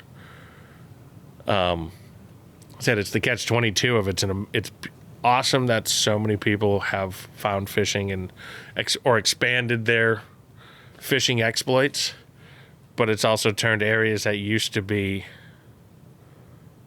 kind of self-preserving and protecting to now. I mean, the advent of like the Super Center consoles definitely plays a huge role. Yeah. But you have to be really, they said, situational secrets. It is. Like if you get on something on a certain tide or Yep. or a piece of water, you almost have to like peel away from something and then slide back to it. Yeah. We use the tide to our advantage a lot. Specifically, if there's a swing sometime in the morning and we know when the fish are going to eat. Mm-hmm. You know, there'll be days that we'll purposely leave late or purposely leave early and anchor in a spot that if, you know, you were to arrive to the bank, you'd be like, why is he so high up? And it's like, we don't care about the next 4 hours. Starling changed a lot too. I care about, you know, hour 5, hour 6, hour 7 when we swing. Yeah. That's when I actually care. So like there's things like that I think is a major advantage, and the only way to know those things is by fishing every day. So there's no way for everybody to know that unless they call me the night before and say, what's your exact plan tomorrow? You know, but there's days we show up late. I'll tell you when I get back to the dock tomorrow. Yeah, exactly. There's days we'll show up late waiting for the whole fleet to shift, to spin, you know, and then positioning where we actually want to be and not having to deal with that 180-degree tide swing where it's just a pain in the ass. Your baits are fishing like crap, and, you know, you show up, you get your bait while everybody's dicking around swinging, and may have to bleep that, George. Dicking around. That's fine. Yeah, that's a fine swear, right? Yeah. Okay. You can say whatever you want now. Yeah. I think one thing for us, maybe people can take this too in buddy boating, but being able to fish 2 boats on those tight spots and like cheating towards each other, Yeah. or like one guy's on the trolling motor, one guy's on the anchor, and you know which way he's gonna like. You're out there every day, so you're able to anticipate that. Your wind direction, your current direction is the same. You're like, all right, he's going to swing that way, so I know I can cheat, you know, his port side, and I'll be fine fishing. Then once that swing happens, all our baits will open up perfect, you know. But being able to kind of, I don't want to say like block a spot, but protect yourself, basically. Foresee the future. Foresee the future. Protect yourself from the 30 guys that are going to come 30 minutes after sunrise. And You know? comms have changed a lot too. Starlink. Yes. You know, it used to be those of us, you know, who had sat comms and sat phones. You know, we still use the radio a lot, but if you wanted to get a little secret squirrel, now every, you know, so many anybody can put a Starlink on a boat, which is great from a safety standpoint. It's absolutely spectacular. But it's amazing how quiet the radio is these days. It was much quieter this year. Yeah. You know, especially when you get to the canyons, it's real quiet.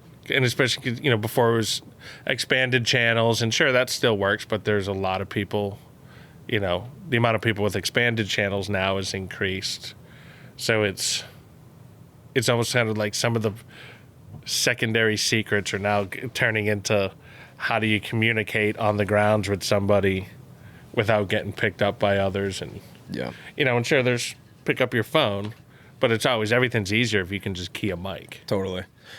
For us, we need the radio, though, because just encounters with other boats. It's such close proximity. It's like... Oh, yeah. I mean, we still use the radio a lot. Yeah. In-reach has been our thing. We got to find a couple... You know, we'll find a couple channels that are really off, because otherwise you can't... 68, 78... And they were always busy 10, 12, 15 years ago, but now you almost can't even talk. I mean, but then again with Starlink, we can just like prop the phone up and FaceTime with your buddy that's 10 miles away. It's crazy. What are you seeing? Oh, hold on, let me turn it on. I'll show you. We're tight. It's so cool. That is so cool. And the inReach is killer too. InReach is nice too, because if you're with a buddy, you can share a location. And you can see, you know, where all they got to do is just radio you then. Hey, I'm on them here. Don't even say a name. And you just look in your InReach and you can see their track lines.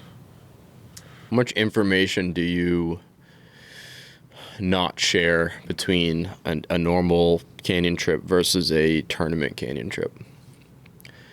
Like, do you have buddies that you share every single thing with on a normal day, and then you just if we're fishing a tournament, we really don't fish many anymore. Yep. But if we are fishing one, yeah, there's a small group of us where everything's complete open book. It's you know, rising tide lifts all. If you know, if one wins, we all win. You know, we're all going to be competitive with each other, but we'll do our best to try to see if we can keep it all in the family on the podium. Yeah. Yep. That's cool. And then I mean, pretty much doesn't change at all for the most part. Yep. Whether it's tournament or not, there's a bunch of us where we're complete open books with each other. I think we're kind of similar. Yeah, I mean, and I try to help even anybody on the dock, because none of us were born with our information. I mean, there's some stuff that like the whole meet the Fockers, like inner circle of trust. There's certain information that stays within the family. Definitely. But at the same time, you want to see people do well, because somebody took the time to, you know, help us at given stages. Yeah. But at the same time, it's also, I'm playing sense. You didn't tell me you saw that. You didn't ask. I was going to answer the question that's been presented. You're not getting any extra information John Galvin. if you don't ask for it. John Galvin, the lawyer of the sea. How do you think your priorities, like going into a fishing trip or, you know, in the middle of fishing or whatever, how do you think your priorities have changed since you've matured, grown up, gained more experience? I don't really get that upset losing fish. I still do. Mike, you'll probably say otherwise. But I really don't. You know, if it's a big one, sure, it stings. But generally, it's like, all right, get him back out. Let's get another. I'm still angry at him, but I don't get as fired up necessarily to catch every single goddamn one. Yeah. Would I like to? Absolutely. Mm-hmm. But I definitely, it's all about fun. You know, we're in the business of making smiles, whether we're charter fishing or running a private operation. As long as everybody on the boats has a good time, it's hospitality, whether you are a charter boat or a private operation. Make sure everybody has fun. I mean, you can only control so much of what the fish do. You catch fish, that's a great day. Mm-hmm. There's going to be days that, you know, we come in with more flags and more meat on the deck, and there's going to be days that our dock neighbors do. Yeah. And to me, you can remain competitive, but also, you know, be in the moment and not dwell on the, we missed. Should have had those other 5. Well, you caught 15. Yeah. It's pretty damn good. Yeah. Then I think there's, I'd say it's evolved. I mean, there's days if I know the fishing's hot, I'll be amped up, but it's also gauging what the abilities of our guests are. If we've got some real ninjas on the deck on the rods, all right, let's go. Let's get after it.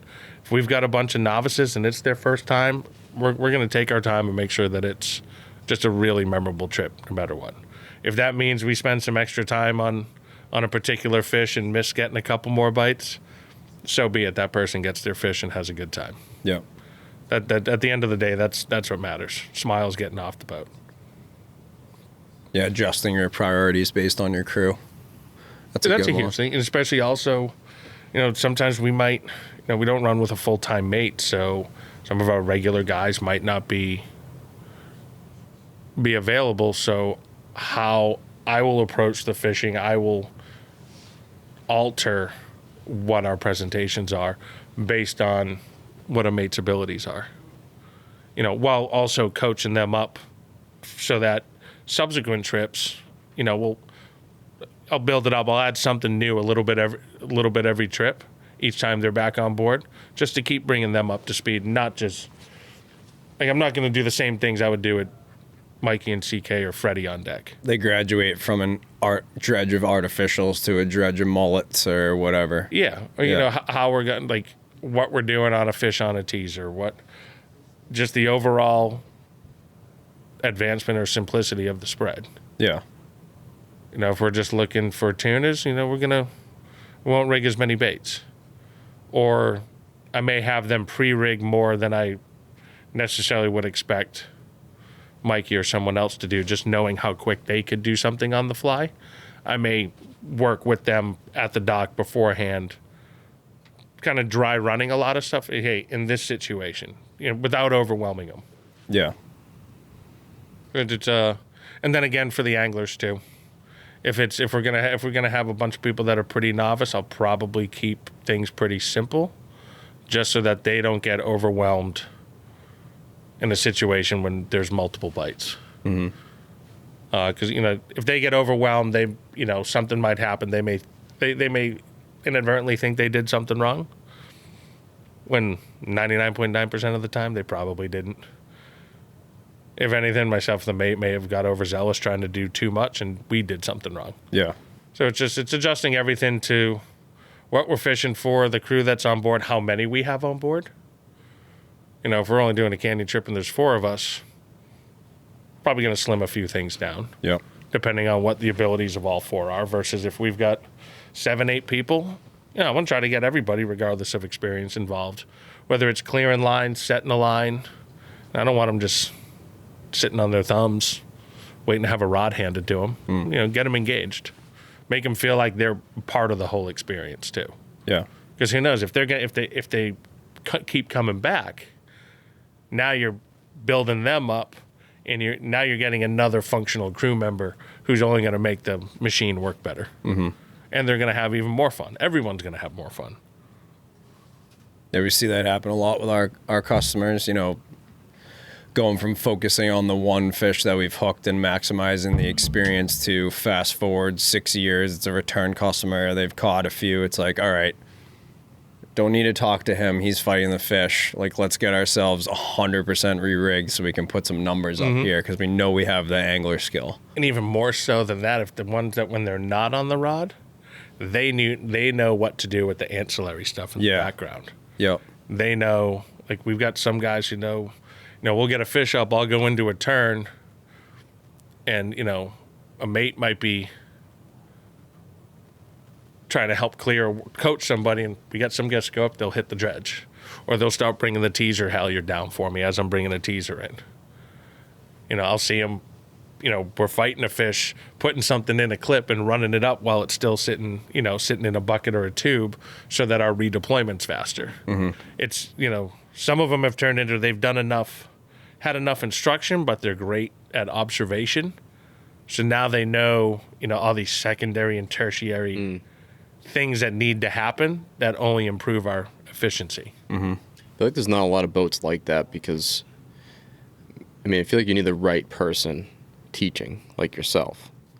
Because you can have a teacher that's too hard on their crew, and they're too scared to push the dredge, push the button. They're too scared to, put a bait back on the clip or grabbing a rod or whatever.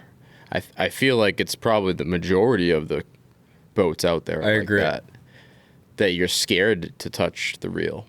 With headsets now, there's no need to yell, so you can actually get somebody particular. Right. Say, hey, Bryan. Yeah, I mean, if others are talking, say, hey, guys, you mind just miking your... If you're not talking to me, mute your mic. Hey, Bryan, if you did something, say you did something too early or too late, it can have a kind of like a Monday morning debriefing. Like, hey, so you had the right idea, but when this happens again, and likely it's going to on this trip, I want you to do it this way instead. And it's all about, just coaching them and delivering them. No one likes a screamer. Who wants to get yelled at? It's the worst. And it's important having the mates. The mate is huge too. If they're on the same page, because they're the teacher that's side by side. Mm-hmm. Up at the top of the mountain, you're just calling things how you see them. Right. If you have a good mate and where you don't even have to communicate with them, that they're going to take on that educational role in coaching somebody. And then you end up, that's where, magical trips happen. Yep. And more often than not, something pretty cool happens.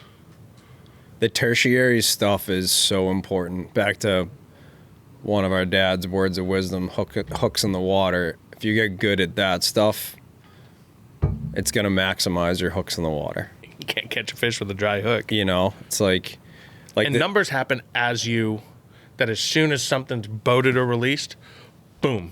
That's exactly 120 seconds, going. full spreads out. Not like 4 minutes of high-fiving and yelling. Like, I get it. It's adrenaline. It's exciting. It's awesome. But, if you can control yourself in that moment and realize you're going to get to relish the trip at the end, then... I think that's where some evolutions happen, too, is that we land a fish. If it's not tournament fishing, where then it's leave it on the deck, get it out of the way, put it in a box, get the spread out. When we're fun fishing, fish comes over, someone wants a picture. Especially if we got two mates, one mate, help them with the picture. Where's the sun? Right. Let's get a really good picture. Do this right. Let's get them a good picture. Yeah. Or whatever. Just get one side out. Get a picture, get the deck clean, put the fish away. And we're not as... I'm not as looking to deck load. Yeah. As we used to. We're not selling them really at all. Occasionally we might. But now it's, all right, box, we got 2 big eyes and 3 yellowfins. We'll put tags in all the rest of them. Mm-hmm. Unless something comes in mortally wounded. And then we start almost culling fish as well. That's only that's a 40-pound yellow. Kick that one back. Yeah. Kick the first few back, and then if it seems like that's the cookie cutter group, all right, harvest a few. Yeah. But now no more yellowfins until they're big. Yeah. Or we got to get a pair of big eyes that are 110 pounds. Cool. Unless we get something that's significantly larger, cut it loose. Or if someone's first. Yeah. That's different. But generally we try not to take any of the billfish out of the water. But at the same time, if someone's never caught a marlin and the fish seems pretty calm, it's like, all right, let's get out of your harness, get ready for a picture. We're going to do this real quick. Mm-hmm. Not completely out, up on the side. We're telling them to support it, and then we'll go right back in. But generally we try to, give people the enjoyment. We don't need to fill both our boxes and our fish bags with every yellowfin and big eye that we are legally allotted. Yeah, it's way too much. Oh, God. Way too much. I'm getting nauseous thinking about it. Anything else we want to hit on before we wrap it up? I mean, this was good. This is great. Any final stories that stick out in your mind that you might want to share? People love, if not, no big deal, but people love stories. No, I mean, we had one of our days, looking back in the past season, we had some good white marlin days. That catching that big bluefin, trolling amongst the live bait fleet with just the two bosses and I. That was a good one. I get to put the gloves on, so Do you have some decent sized leader to pull on?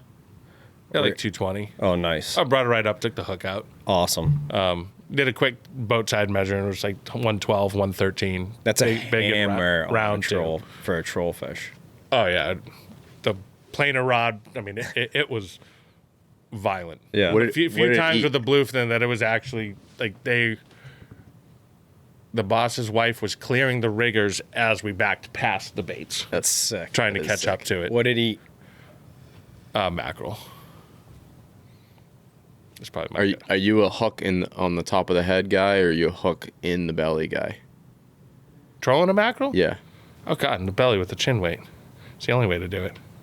The only way, the original. Yeah. 19 wire, too. No, usually 220. Yeah. Put some rope on it. Yeah. Or, like mullets, too, are a nice bait, too. Yeah. We got a beautiful blue marlin for my boss. Way out east. I mean, greased out. I mean, as slick as this tile floor. And, I mean, she was all of 650 or more. And put on an absolute show.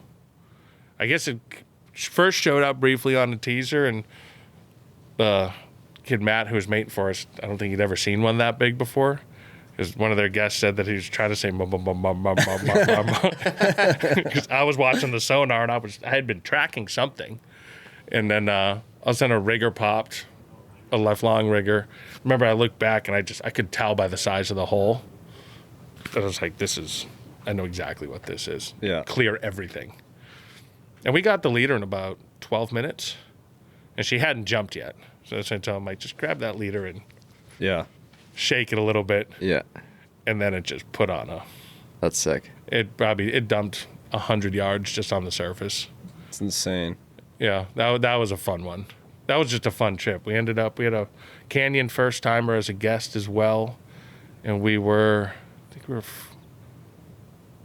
4 for 6 on whites, got the big blue, 5 big eyes, and 6 yellowfins. Canyon first timer. That's the key. Always. That's the key factor right there. The trip, you knew it was going to be what. The trip started with as soon as I put the center rigger tagline out, didn't even have a teaser in the water. That popped off, and that was a big eye. One rod in the water. Awesome. So that's going one of two ways on the trip. Right. When you start that was good, it, or it's like, ooh, this is either like nobody say anything. we're walking on thin ice here, people. Like go get some salt, shake it around, do a couple 360s.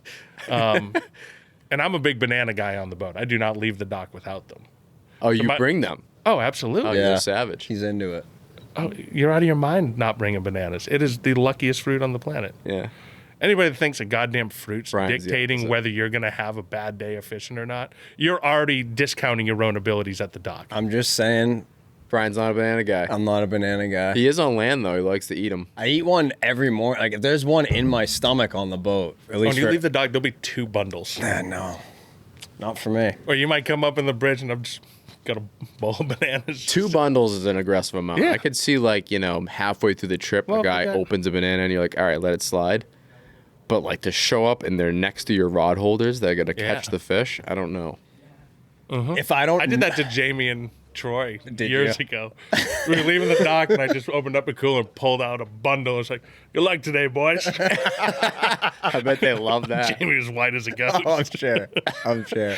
And I think we caught 2 or 3 that day too. Oh, it's awesome. You would have caught While 4. we're fighting one, eating another banana.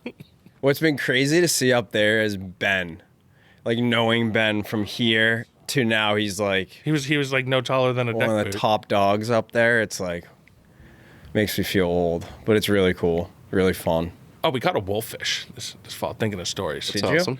Big, like 25 pounds. That's shit. a giant. And it was so hard letting it go. They taste delicious. I know, and they're so protected. They're so protected. So protected.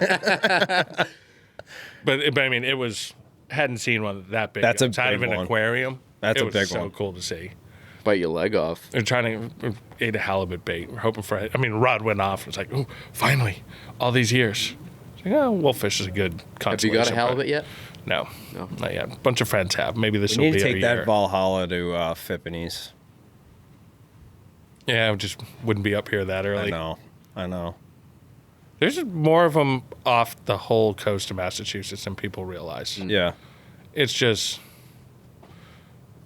targeting them, and I think the code's getting figured out a bit. There's some guys who the last few years have been doing it pretty consistently, not at Fippinies.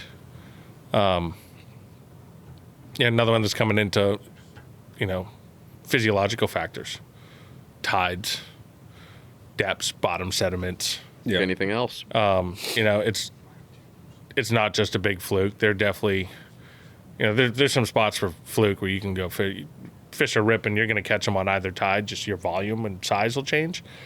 The halibut, definitely, from what I've gathered talking with people, there's a science to at least the Atlantic's here, I think, to find them. There's a fair amount around, but they're not insanely widespread over a bunch of different bottom environments. Yeah.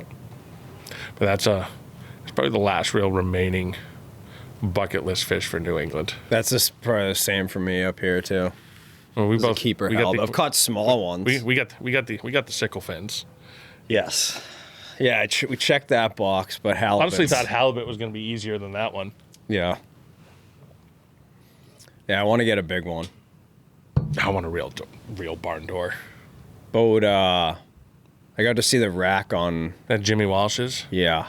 That thing was a unit. Giant. Like 80-something inches. Nick Scott's was huge Nick too. Scott was huge. I did his tail. That was. His tail was like this. That was the year before. But they're fishing out of like Marshfield or Scituate, right? Yeah. So they're not running all the way to Fippin. Yeah, they are. He did, yeah. Jimmy did too. Yeah. 57 miles or something like that. It's not too bad. It's like a 60-something mile run, I think. High 50s, low 60s. So. We're from Scituate. Where's 50s? Way It's like over here. northeast. Yeah, It's like it's like up. way over It's here. up by the map key. We're looking at a map. Yeah, it's beyond. That's more than 50-something miles. It's like I want to say it's like mid 60s. I'll have Avionics hit real I quick. think it's 65 for Yeah. Foster. I looked once. That's a lot of cold water. Yeah. Then again, when run into those ways canyons, it's wild to go through so many different fog banks. Clear on the island, fog before the shipping lanes. Then you get into the shipping lanes, it gets clear. Then you get onto Little George's and it's socked in again. But if you look up, it's blue sky. And then you break out of that, and we saw big bluefins pushing. This is way out on Little George's. Saw 2 tail and swordfish this year Wow. that we tried to turn on to go back to them. But came out of the fog one day, slick, calm, beautiful green water. We're way out in Little George's. I mean, we're way past the turning basin. Actually, we were actually south of Little George's. We were on True George's at that point. Gotcha. 68 miles. And all of a Yeah. sudden, just half beaks start spraying. And just giants. Sick. 68 Not a miles. boat, not even a lobster buoy, nothing in sight. And then the whole time I was looking, it's like, we're going to the canyons. I mean, these are all 600 class, maybe bigger, just casually. Not a care in the world, knowing that there was nobody putting a hook near them. Those ones are hard to catch sometimes. Especially on those half beaks. Yeah. A lot of fish are like that with half beaks when they really get on them. The half beaks were so thick on the bank through September, early September. Even inshore. We were dip netting them every single morning. I mean, we weren't doing. I have some frozen, Are they like big ones? legit ones. Yeah, they're like, Like- you could rig them in the troll if you Yeah. wanted to. They're super fragile to rig the troll. Yeah. Very, very fragile bait. Yeah.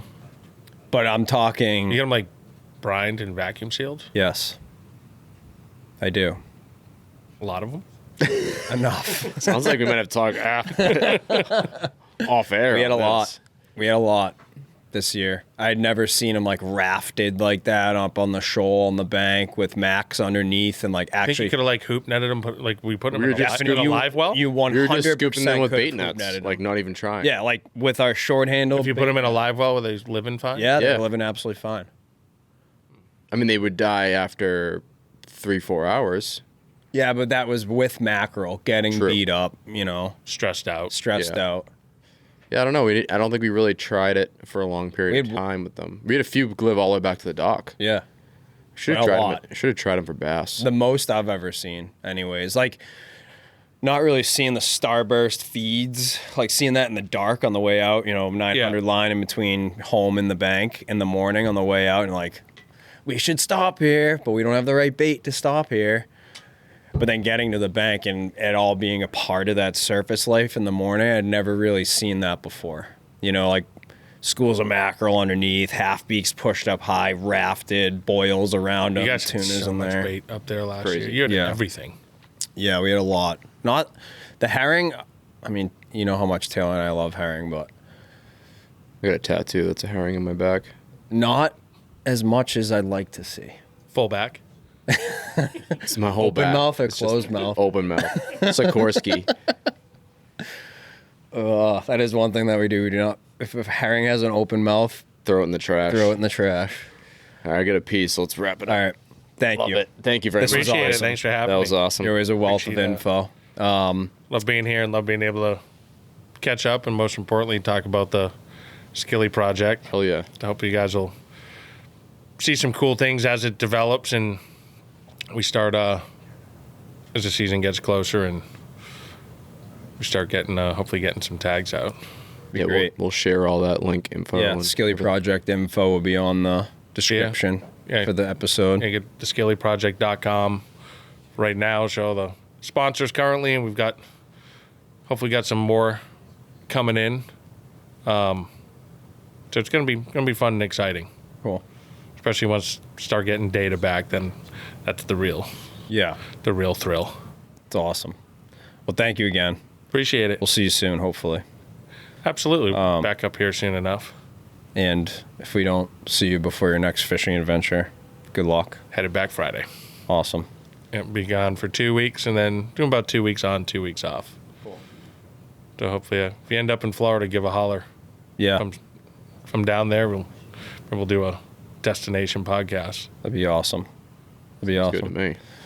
We will end this on OG's 3 words of fishing wisdom. Remember, you can't catch them if you don't have a hook in the water. Always trust your instincts. And the last one, you have to keep listening. Stay tight, everybody. Thank you very much for tuning in to the SeaBros Fishing Podcast. If you would like more information about today's guest, our episode, and show sponsors, or if you want to order hats and apparel, please visit our website at SeaBrosFishing.com.